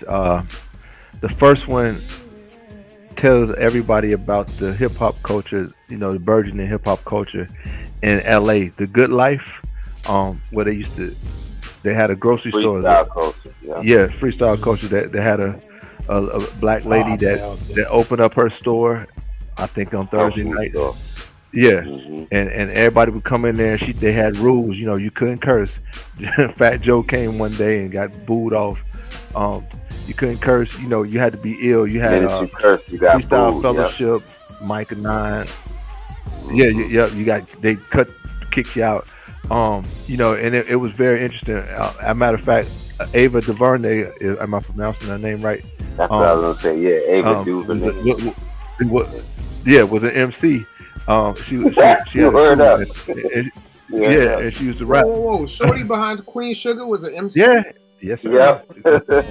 She did the doc. Yep. And she mad. She getting called auntie, girl. I think she funded the doc, right, Vern? She might have. The Good Life. The Good Life. Yeah, it's really dope, man. And it tells you about a lot on Netflix, right? Yeah, I know it should be on Netflix or in YouTube too, but a lot of underground, like they're legendary out there. I mean, when you say these people's names, they glow, and you know we don't know about them. I didn't know about them till then. And the second one, of course, ATL baby, The Art of Organized. Talk about organized confusion. Yeah, I love that doc. Organized Noise. That doc was so. I'm sorry, Organized Noise. Yes. Organized Noise. That was fire. I'm pissed that Netflix took it off. Why did they take it off, man?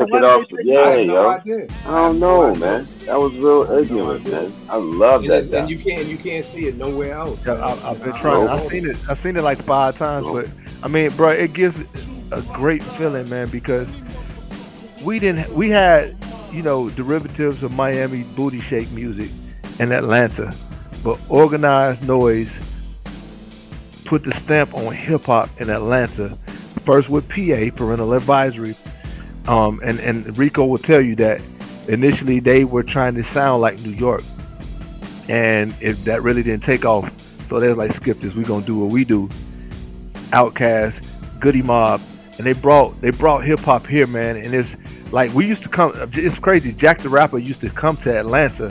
So like I'll be at the warehouse and I'm like, yo, that's Fife. That's blah, blah, blah. But then we built our own thing here, and for better or for worse, Atlanta is running the rap game, you know. But that all started from Organized Noise and the Dungeon family, man. So definitely please check. Well, you can't check it out, but oh man, I remember. Just I take my word for it. Several times. Find it. Yeah. Every time I get a chance, I'll watch that. Me too. If somebody out there finds it, let me know where it's at. Yeah, please let us know where it is. I've never known Netflix to do something like that, to just take something off, man. Leave it. I'm gonna ask. And obliterate it. Like they literally obliterated it. Yeah. Like, you can't, search it up or nothing. So I got this, and that's really like that's the bad thing about streaming, and kind of ties into the music too. It's like you don't own it. Like back in the day, like something like that, we would have bought the DVD or the VHS. Now we're like, all right, it's on streaming, just like with the music. And then when it gets dropped, you're like, yo, that's part of why I collect vinyl, why I keep all my CDs and still buy CDs. To have it physically. I mean, even past music, that's why I buy books, so.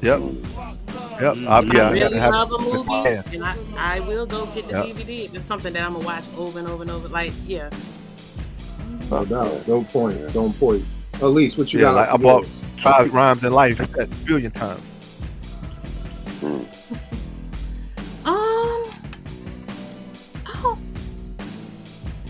Did I forget something we talked about, JR? Us? Oh shit, us. Watch and follow the people that are doing the podcast, and watch R&B representatives. Follow those people that know music on Twitter. You want to follow your Craig Seymour's and your what's a dude named Brandon Weezy. Oh, he's dope. You know, find out the people that's doing you know, the podcast and the video shows, because you're going to learn a lot from there, and then you can get more like niche information. So you've already done your deep dive kind of journeying through everything. Now you can learn about very specific and deep dive into things. You know, then you're ready for that, you know, and to get the nuance and to know, okay, well, what things were out in the same year? When you hear people talk about an era, or, you know, what was the impact of this album? How did it affect the other music? What was going on socially? Like everything, all that plays a part into the music. So yeah, the podcast, you know, QLS, all that, you know, all those things where they're deep diving. Man, the backstories that you hear, just, I mean, and you know, sometimes on certain shows you got to put up with what you got to put up with, but it's worth it. It's worth it. It's worth it, because you learn so much stuff. Like you might not even know who a Greg Fillinghane is. You should, but you might not even know. But man, listen to that for 2 hours, man. It's like you went to college, because he ain't just talking about him. He's talking about everything that was happening around the time that he was doing what he was doing, and it's just, I mean, I used to, like, the last 2 years my daughter played ball, I would drive to all her games. Might be 2 hours away, man. I just put on podcasts, and man, I got a wealth of knowledge of all kinds of genres of music and just the backstory. So just definitely follow people who are doing it and who are very knowledgeable. You will benefit from it. I will take that. Go ahead, Lisa. And one thing I love about me and JR show, catch that, you know, toot my own horn real quick, is I was waiting. We kind of, shut up.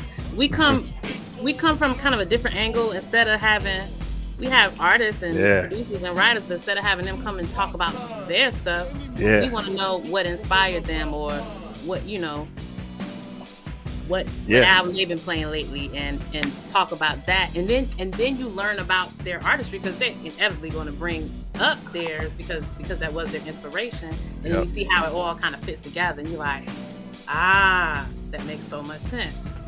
So, and to Lisa's point, I would also challenge you to do the research on the people you follow, because everybody out here, what Chuck say on Welcome to Terror Dome, every brother ain't a brother. So all these people who are y'all hip hop historians and all that, half these niggas don't know what the fuck they be talking. So hello, you need to really. I take it back. We were just talking about Smith and Wesson's reviewing the source when they got 3 mics, and that was when I started paying attention to who was writing the reviews. So whoever wrote that review, I was like, I ain't listening to shit this nigga gotta say anymore, because he don't know hip hop.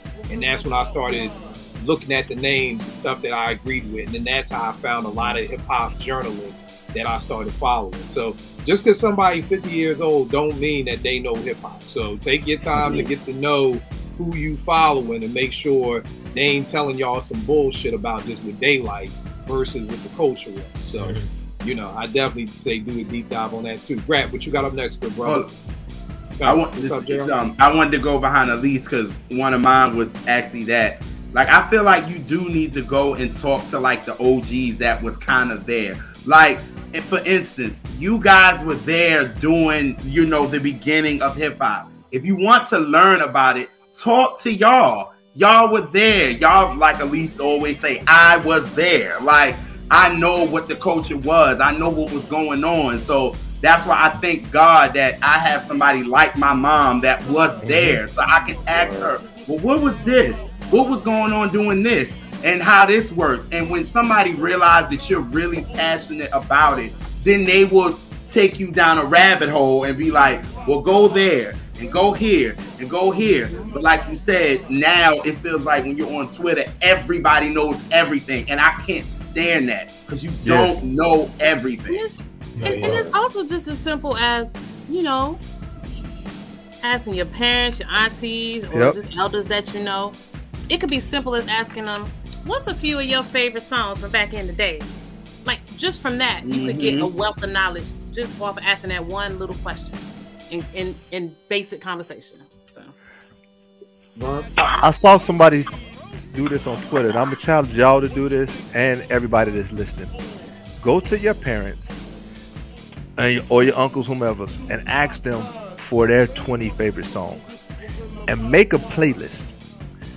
Do this because it's gonna be cool. You're gonna connect with your parent or uncle or whatever now. There's gonna be a time when they ain't gonna be here, and you can put on that playlist and know that were your dad's or your mom's favorite 20 songs, and that's a connection that you will have. Very dope challenge. Very dope challenge. Very dope challenge. Wow. I brought my mama on our show to talk about her favorite song. Is she wild as you? First episode. Huh? She shocked us. No, I'm saying that she as wild as you are, at least. As wild? Yeah. Yes. Probably. Yeah. That's where you get it from. I got it honest. Yeah. That mouth of hers. Oh yeah. Brad, what you got for your next one, bro? Have your students check out the evolution of hip hop fashion and how and just how innovative we made it. You know what I mean? Because everything we kind of took. Hip hop was almost like a blob. It was like it's all absorbing. You know what I mean? Everything it touched, it just absorbed it, and then it became hip hop. You know what I mean? Like, for instance, what Killer and I have on right now would not be considered that's hip hop in another setting. You know what I mean? But because of how we rock it and the way we choose to sport it with the maxi sneakers and things of that nature, that makes it part of the culture of hip hop, with the fashion piece. So, what's that you holding up? Low Life. That's all about the Low Life book, right? Yeah. There it is. So, and that's like Rap said, we like Rogue and the X-Men. Like, we gonna take your powers and be even doper. You know what I mean? The people, they ain't make the SP1200 to do hip hop. We turn that shit into a machine that can do hip hop. Technique 1200s wasn't made for us to do nothing but play one record on. Now we got turntablists, so that's the beautiful thing about hip hop. We gonna take something that wasn't meant for us, make it us, and then make, just make something even doper. You know what I mean? So that's a dope point with the fashion too, bro. That very dope point. Bro, what you got up next, good brother? They kind of go off of something that Eddie mentioned. Just watching that the evolution of hip hop that on Netflix, and also I don't even know where to find this anymore. Ice-T did one called the Art of Rap. And, it's on stream. It's on, I think, Hulu or Amazon Prime. Hulu. Okay. Yeah. Okay. Amazon Prime. It's on Prime. Amazon Prime. Yeah. Okay. I think YouTube got it for rent.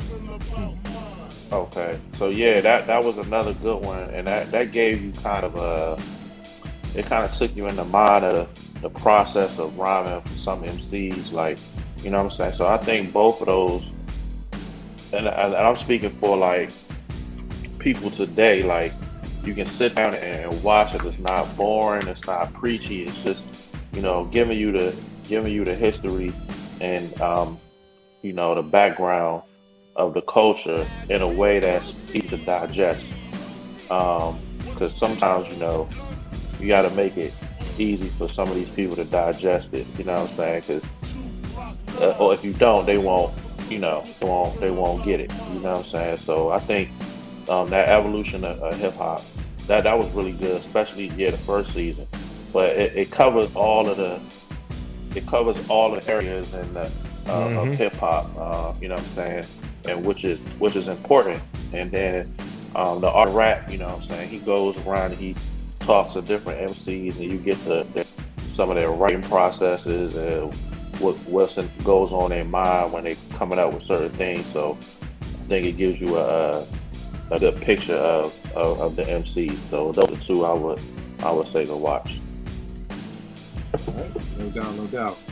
JR, you did your double up. So Eddie, what you got for yours? I would say go back and study the mixtapes. And when I say the mixtapes, I'm talking about the old school mixtapes, like Ron G's, the DJ Clue, the Kid Capri, and all them old DJ. Like, I feel like mixtape now in current hip hop times has a completely different meaning than what it started as.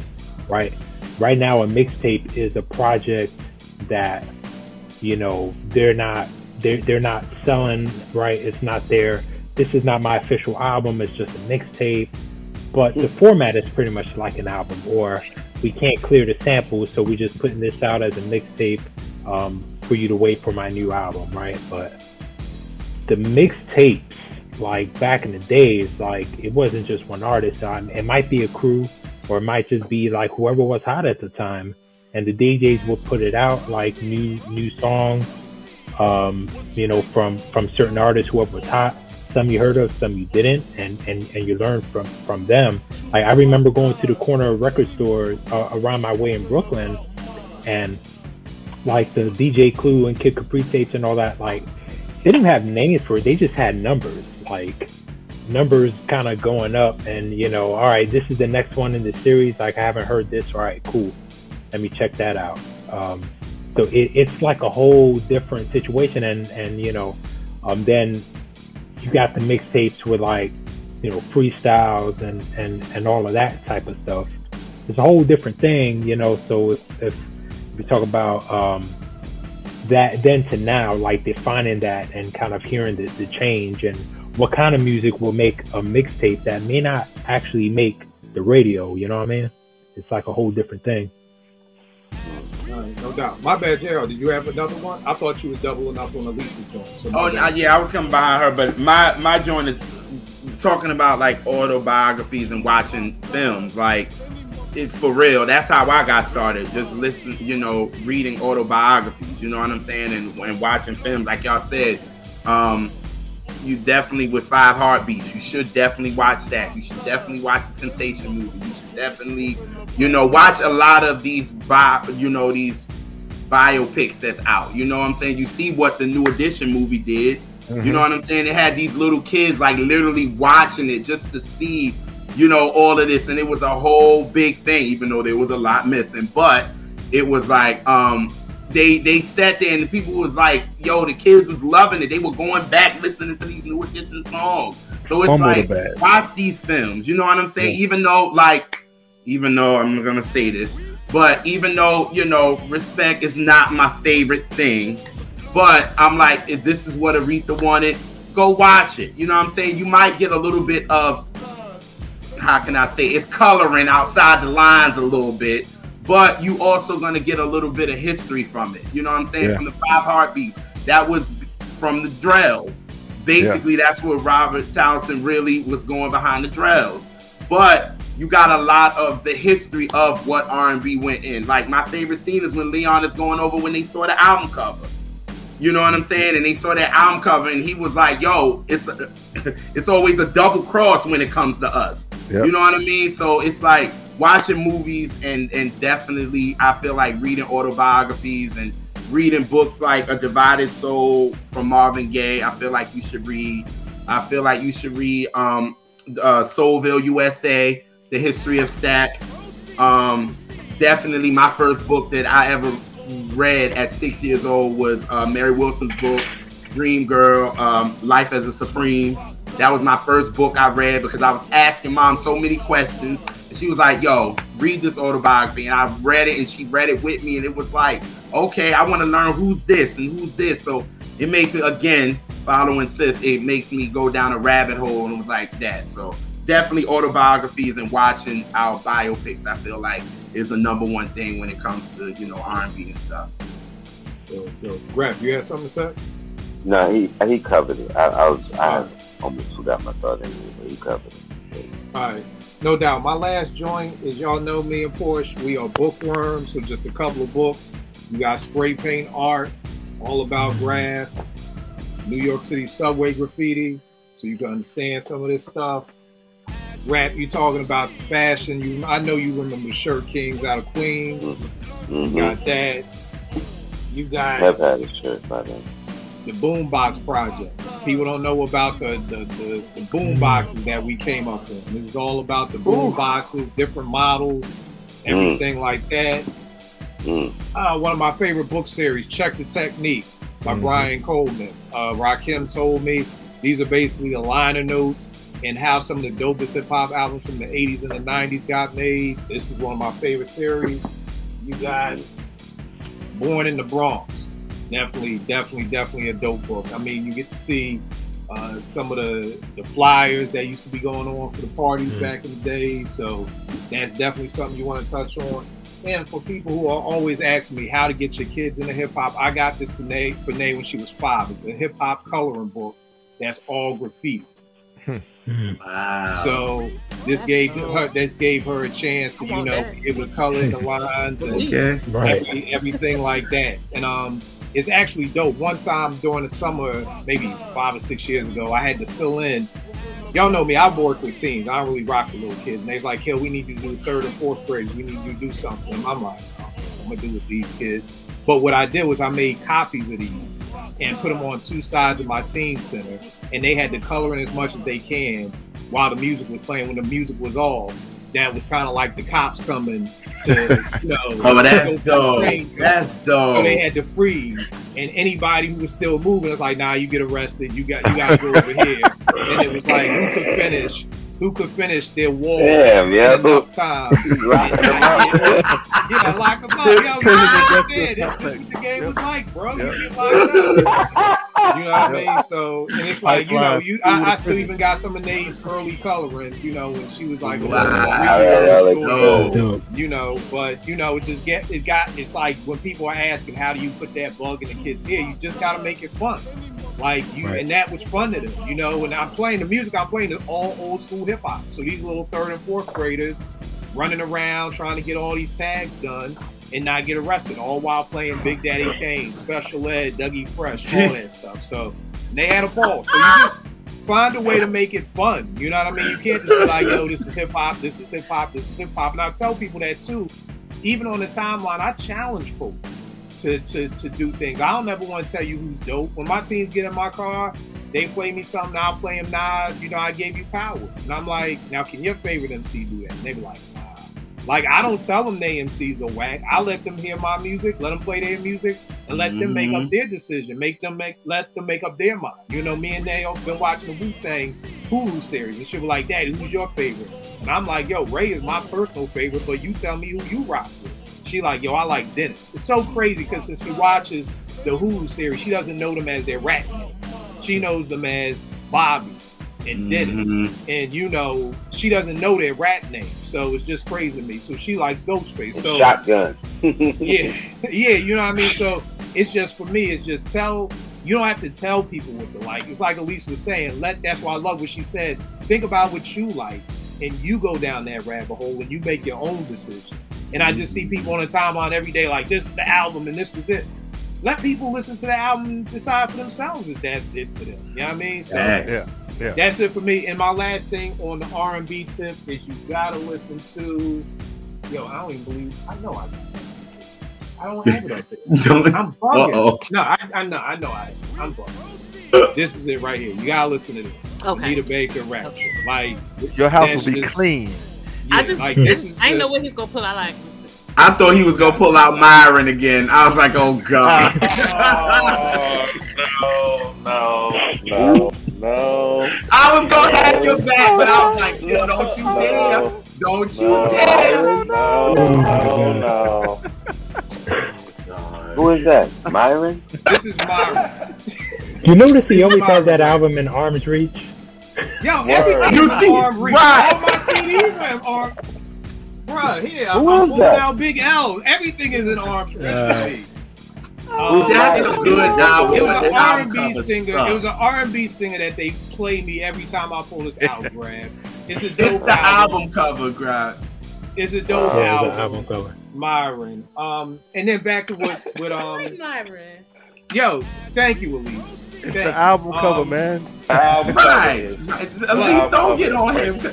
It's also all the album covers look like that for the men's round about that time. So I mean, like I said, I pulled out Thriller. This nigga Mike got a baby fucking tiger on his head. But he might. Like, I don't know. Yeah, yo, right with the lead. You know, only the hit albums did this joint. But The lead. Right. somebody had it on Twitter. It was like It was the tiger on his hip. It was Mike. It was Luther. And there was two other Luther, big albums. Teddy, Lionel Richie. Teddy, And they was leaning. Yeah. Lionel Richie, Can't Slow Down. Yep. Back to what Vern was saying about publications. Try to Teddy find Pendergrass too. Try to find some hip hop publications like this. There's an old city paper from Philly about the Roots recording Things Fall Apart. So again, for all you Black Thought stands out there, show me some rare shit like this before y'all get my timeline with any Roots shit. Okay? Right, bro. Gotta keep them motherfuckers at bay. Vern, what you got up last, brother? All right, so 2 books. I thought you was gonna show it, but no half stepping. Yes, sir. Hey, grab Cuzzo, baby. Yeah. Was that the Ernie book? Ernie Patton? What's his name? Pictures? He takes pictures? No, this Paradise Gray from from X-Clan. Yes. Latin Quarters. Yep. And so not to cut you off, go ahead. He has a story in there about a dude pulling out a sword, right? Yep. So my brother was there that night, yo. He came home and told me about that story, yo. He came home and told me about that night, yo. He was there when the dude pulled the sword out. Crazy, man. Word up. Pete was at the Latin Quarter that night. And this book here, it's called The Big Payback. It's by Dan Charnas. It talks about the history of the business of hip hop, and it started from Sylvia Robinson all the way up to 50 Cent doing deals for the vitamin water. And what's crazy, Wendy Day is in here, and she brokered a bunch of deals like for No Limit and all them, Cash Money and them, and they kind of jerked her, but she took them to court and got her money. My daughter is in law school 3rd year, and so she's doing hip hop law and sneaker law and stuff. So Wendy Day was the guest speaker last night in her class, and I was watching it with her. So that's pretty cool, man. Yeah. But yeah, The Big Payback with Dan Charnas is a really, really good book. And one last book I forgot, JR and Elise may like this, Funk and Soul covers. Got so many different classic album covers in there, breaking down, giving you a little bit of history on all the different album covers, the albums, everything that was about them. So definitely a dope book to check out. Funk and Soul. I know that Ohio Players cover was crazy. All of them Ohio Players, yeah. Listen. You got stuck to the plastic. I got. Yeah, that's it. Elise, what's your next one? I think I covered everything that I wanted to talk about. All right. Just going back, just our main thing is, like we kept reiterating, is finding where you like and what you already know and just building on that so that way it's enjoyable for you. It's effortless. What's up, Vern? I forgot to say, this is not for young folks, it's for the old folks who know a little something. You want to make me not like something? Say, if you don't like X album, you don't know nothing about hip hop, or you don't know about R&B. I hate that. Don't do that to people. Don't do that to people. Let them, introduce it in a way that's inviting, not, exclusive. You dumb if you don't like this song. So I just wanted to put that in there. Yeah, if somebody, if it's an album, if somebody be like, oh, I don't know that album, be like, yo, well, let me tell you what 3 you should listen to first. Say it in an inviting way, or okay, you should, Yeah. You don't know that album? You say you like music? Nah. Yeah, that's an easy way to turn somebody off. Yeah. People lead with the negative instead of yeah. All right. Rap, what you got for your last one, big brother? I'm kind of spent, but I'll say this for those who want to get into the business side. For books, I would say All You Need to Know About the Music Business, Donald Passman. Yeah. My final film, because a lot of y'all covered the films with Star Wars, Wild Style, Beat Street, and the Hip Hop Evolution series Netflix. I said the show. That's a dope, movie to show you the kind of backstage, on stage, off stage, stuff like that. Show you how to vibe and run sometimes within a hip hop show. What else I got here? Find a way to get to a hip hop museum. There'll be some coming real soon. So make sure you hit a hip hop museum and see what they're talking about at those places. Yeah, go to the Smithsonian. Yeah, go to the Smithsonian Museum. Go check out Dilla's drum machine. Long live Dilla. But no doubt. Yeah, but that's really it. You know what I mean? Couple albums I was gonna say: Paid in Full, Illmatic, ATLiens, Good Kid, Mad City, Mecca and the Soul Brother, Great Adventures, Chronic, of course, Nation of Millions, of course, 3 Feet High, Big Time, Long Live the King. Try to cover everything. Yeah. Go to Texas, get some Ghetto Boys, UGK. Out Midwest, go check Common, Kanye, the old Kanye, new Kanye, whatever you prefer. Check them out. Twisters, Twisters, Do or Die, different styles and stuff. Bone Thugs, Kills Freestyle Fellowship, like y'all said, they were amazing as well. Just check out the different styles and genres that help this thing evolve into what it is today. No doubt. Got 2 more books to shout out for Rap Lover. For my producers out there, you got to get the SP1200 book if you can find it. The joint is very rare. Rap Lover, the younger soul brother, got his own section up in there. Yeah, they got talking about his love for the SP12.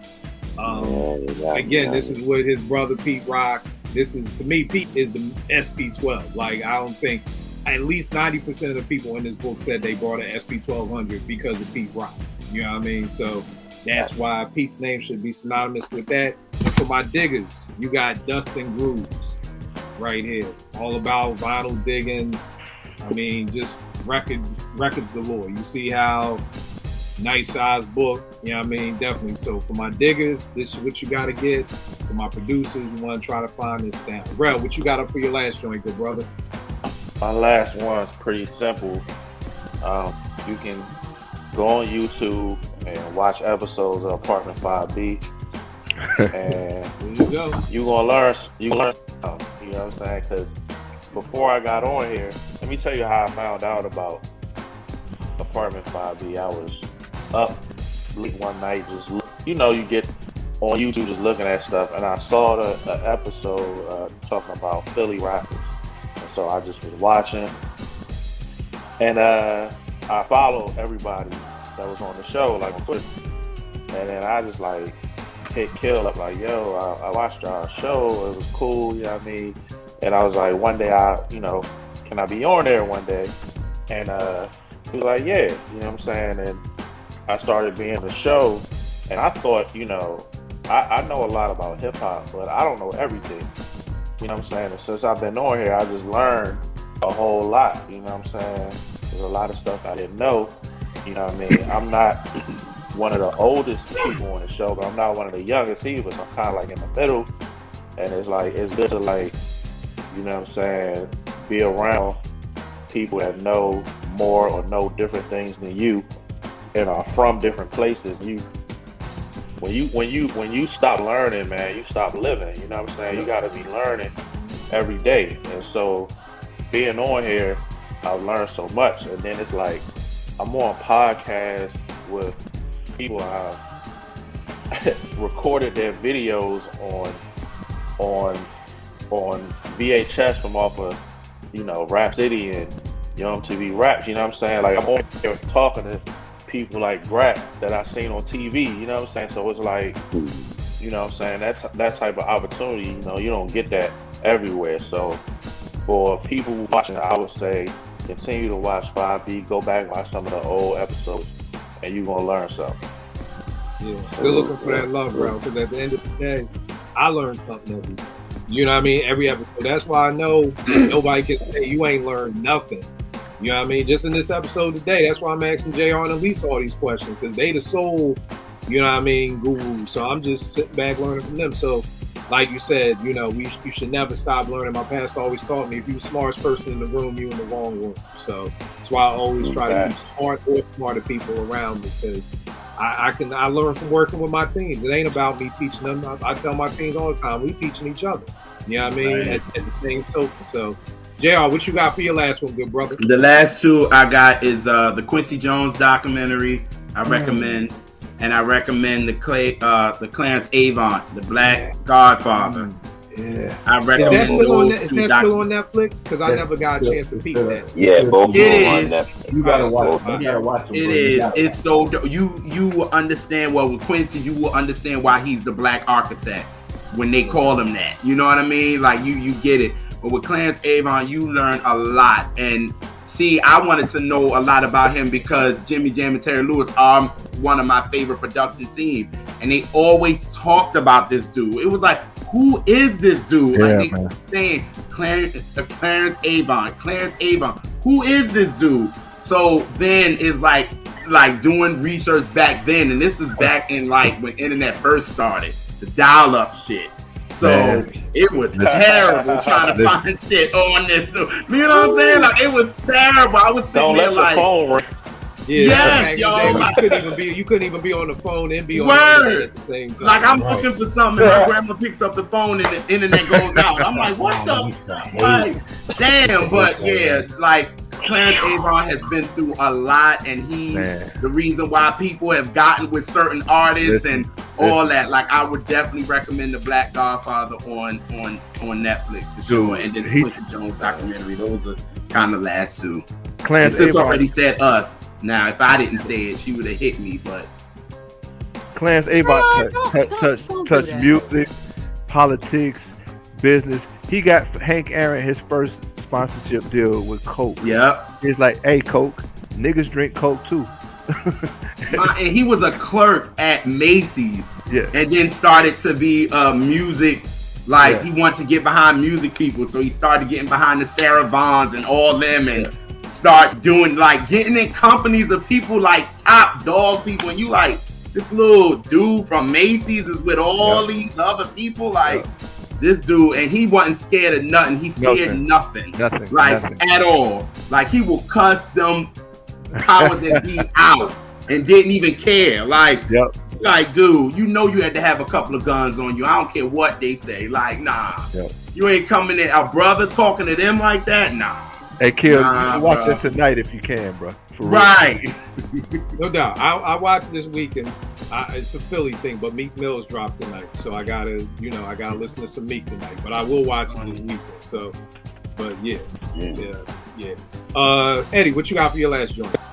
So my last one, I know we touched on sampling already, but for this one, it's about sampling, but it's more about the foundational stuff, right? So you got sampling, and then you got like the sound that makes hip hop what it is, right? So like the break beats and the drum breaks, like the record that's right behind Kill, the Skull Snap, like that's one of them.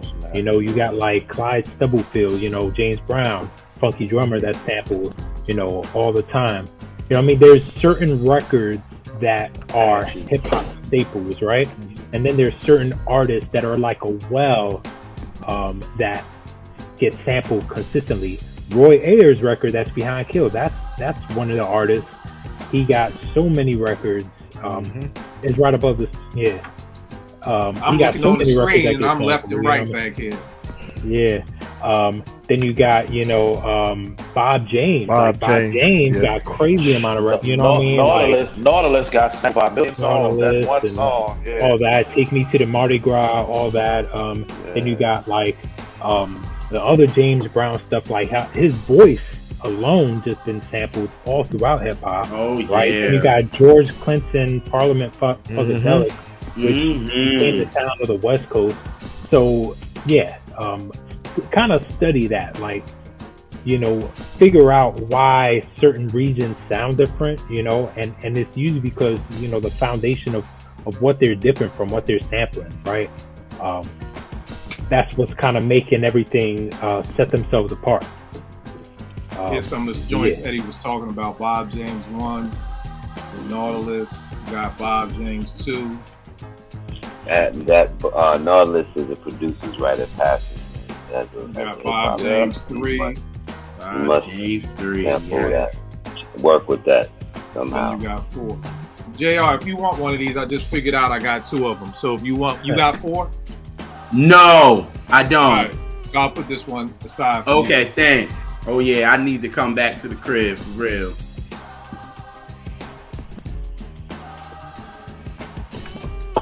No doubt. But you know what I mean? Like, and that's another thing. Like, if you look at produce, like Kill's a perfect example. Like, he always displays like his jewels, right? If you've seen DJ Premier's series, right? Like, he kind of picks and chooses what he's gonna have in the background to display. It's like I'm sure I don't produce, but I'm sure it's like a pride to it, right? Kind of displaying that, like, definitely what you dug for.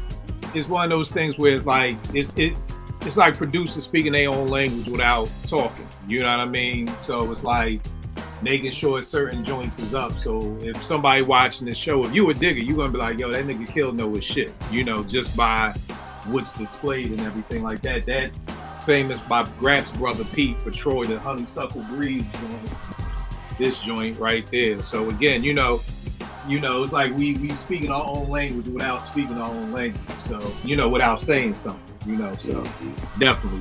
JR been through the crib. I can't wait till everybody come through the crib. You know what I mean? And just kind of sit down. JR go record shopping or whatever. I sure do. Yeah. You know what I mean? So it's records in the hall closets, records in Dave's room, records downstairs closet. So they be in there talking. I'll be trying to get vinyl. Yeah. I finally get to play in my collection for the first time. Oh yeah. After Jimmy Jam told you. I got a question, Kill and Grap. Here's one of those Ohio player. This one of them classic joints right here. Oh yeah. What you gonna say, Ralph? Oh, he dropped out. Damn, he dropped out? Yeah. All right. Here's a crazy album that is just so stupid that I don't believe I had.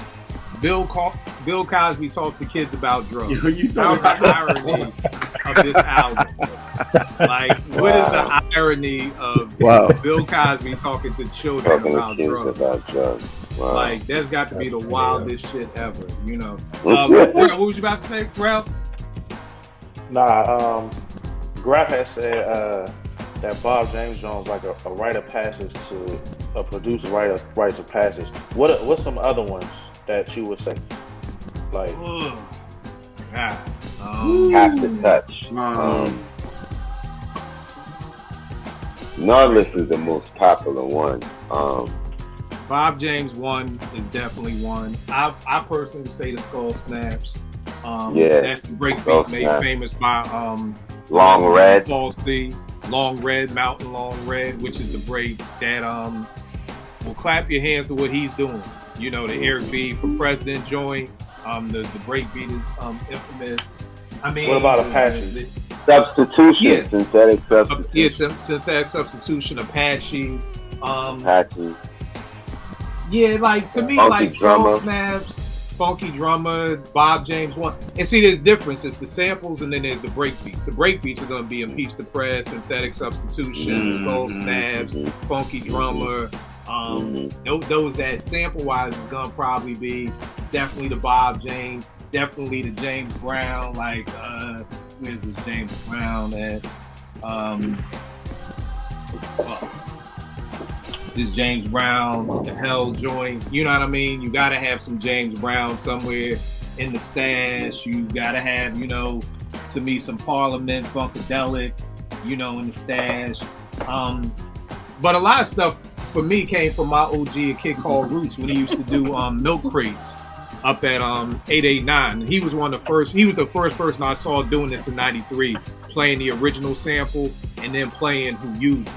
You know, so when Roots left and gave me the show, I wanted to keep that tradition alive. So a lot of my digging became finding stuff that was used so that I could play the original and then play it afterwards. So, I mean, that's why I always wanted to say we got to do a live Apartment 5B one day down here. So, I mean, trust me, your heads will get fucked up coming in this room over how some of these samples and the stuff used. Like, yo, Cream and Dilla, just like Cream for Nas, I Gave You Power, bro. I could play that. I played that sample for people and they don't hear it.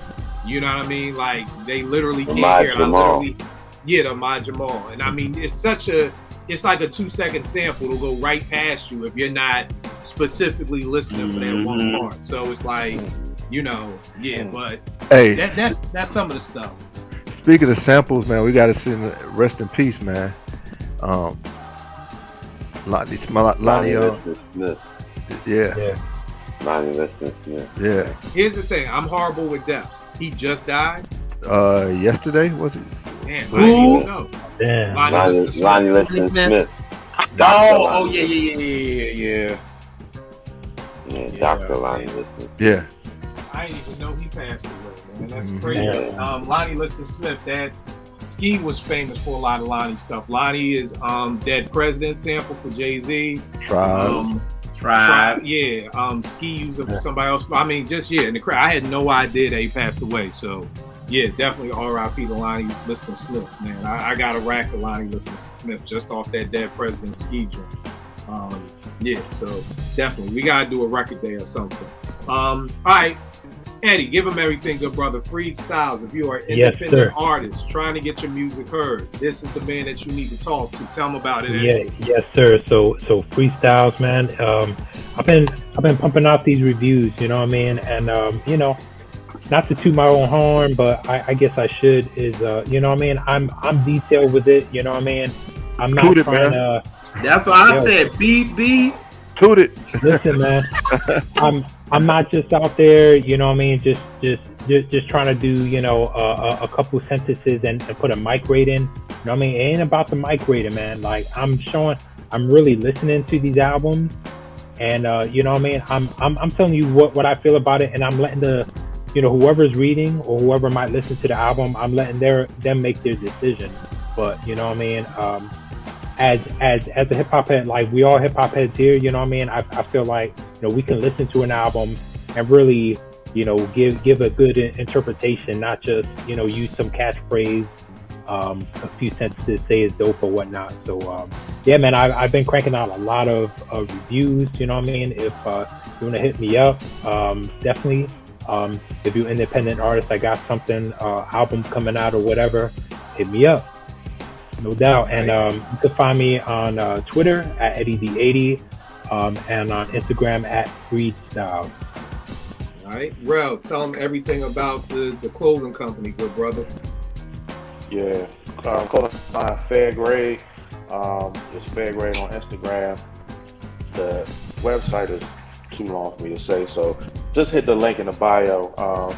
I put out a shirt inspired by one of the episodes from Apartment 5B about, you know, literary devices that we use, that people say and they don't really know the meaning of it. You know what I'm saying? Like metaphor, simile, alliteration. Alliteration was the first one I did, and it has a definition on the front, and on the back it has an example from Rakim from Let the Rhythm Hit 'Em. And it's just, you know, me being a English major and a English teacher for a few years, you know, those are things that I learned, and I appreciate, you know, the hip hop artists that put those literary devices to use. And, you know, there's just a lot of people on Twitter just saying stuff and not really knowing what they're talking about. So that was a good way to educate.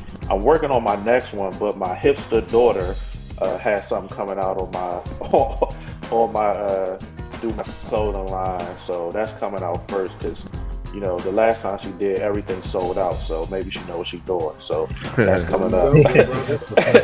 Everything sold out when she did it, so that's coming out next. You can reach me on Instagram, Uptown JBen, and on Twitter, JBen215. Also, Kill, if you know, if when all this stuff is over and anybody can get to Maryland, I have a space where we can do a whole lot of, I run a performing arts center, so I have a space where we can do a live show, we can do a whole lot of things. So, you know what I'm saying, just let me know. Done deal. We can make that happen. Done deal. Grap Love, the youngest soul brother, where can they get at you, good brother? Have named me Grap on Twitter. That's about it. Now you gotta give me you gave me a nugget before that I may be working on something new. Yeah, that's kind of on hold because of schedules. Rob is the fire chief, so it's very difficult to align our schedules too. And he's in New York, and I'm in Maryland, so it's very difficult to align our schedules and stuff. So, all right, no doubt. Yeah, I mean, the love is still there, the thought is still there, but it's just the scheduling piece is just giving us a challenge. So. And Grab, what about the shirts? They're pretty much sold out for the most part. We only have double XL left and a lot of small, a couple smalls and a couple of double XLs left. So everything else is sold out. We may do a second run soon.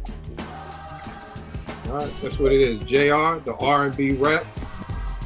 You want at least could do Scoob and Scrab and Scoob, Salt and Pepper, Big Daddy, Nice and Smooth. Eric and Parrish. Well, not Eric and Parrish. I don't want none of y'all to rob each other. So let's. I ain't got nothing. So ain't gonna happen. Oh yeah, you can find R&B reps. Everything is at rmbreps.com. And yes, he got the wood button / magnet situation. On the site we have merchandise, but we also have all our just everything about us is there. Like, it's one-stop shop, and anything you need to know about R&B reps is there. And JR, anything else you want to say? October the 9th, Elise and I are doing a live podcast on Duke University. We're doing the evolution of R&B. It's gonna be dope. It's just, it's just crazy how things just happen. So I'm just hyped to be doing R&B reps and then doing it with somebody just as crazy about music as me. And, try to argue me down all the time, but it's all good. But I love it. So, just check out us on Instagram, the R&B Representatives. Check out us on Twitter, the R&B Reps. Like you said, go to rmbreps.com to check out everything. Our archives of our radio show. I'll catch that we come out every Sunday at 2 p.m. And then I'll catch that minis that everybody on here has been on. That's about it. All right, no doubt. Vern, the closer. Give them everything, good brother. If you're looking for a house in Atlanta and North Carolina now? South Carolina, Alabama, and Georgia. Yep. On Instagram at V the Lone Closer, and on Twitter at VChandler10. All right, no doubt. Quick breakdown of what I meant by Roots doing Milk Crate. So we talking about the Skull Snaps break. This is the album that it was used on the first time. Steezo, R.I.P. Steezo, passed away from COVID last year. But this was a joint right there, produced by the legendary Paul C, which then incorporates this album right here, which is a top 10 favorite hip hop album of mine of all time. Super Lover C and Casanova Rudd, famous for Duda James. Paul C had his hand in this. So just an incredible producer who was murdered, I think, in '89. And he's white, by the way, for all my people who don't believe white folk got no place in hip hop. Well, I won't say no place, but I don't believe their guess. But I don't even want to start that shit again. Kill889, Twitter, IG, we'll make beats for food.com. You've got What's the Scenario game. We are sponsored by this. It's a great game to play. We got to get a date again, y'all. And it's got to probably be in the afternoon because I'm holding everybody captive until me and Rel or somebody from Philly wins. So we may be here till 3 in the morning, so we're going to have to find a Sunday afternoon or something because we ain't leaving until me or Rel win. Truth be told, we ain't leaving until I win. Like, I ain't even going to until I win. So we're going to do that. Me and my man King James got an EP coming out this Monday. So when this drops on Monday, it'll be out. It's called The First 48. Very dope EP. Check it out. Me and Vegas still got out Will Maddock. Everything About Ill Will, who's Vegas' cousin. All proceeds going to Miss Versi, who is Will's mom. The King James, all the proceeds are coming to me and King James. So, you know, I want to make $1 here and there. So I will check y'all next week, y'all.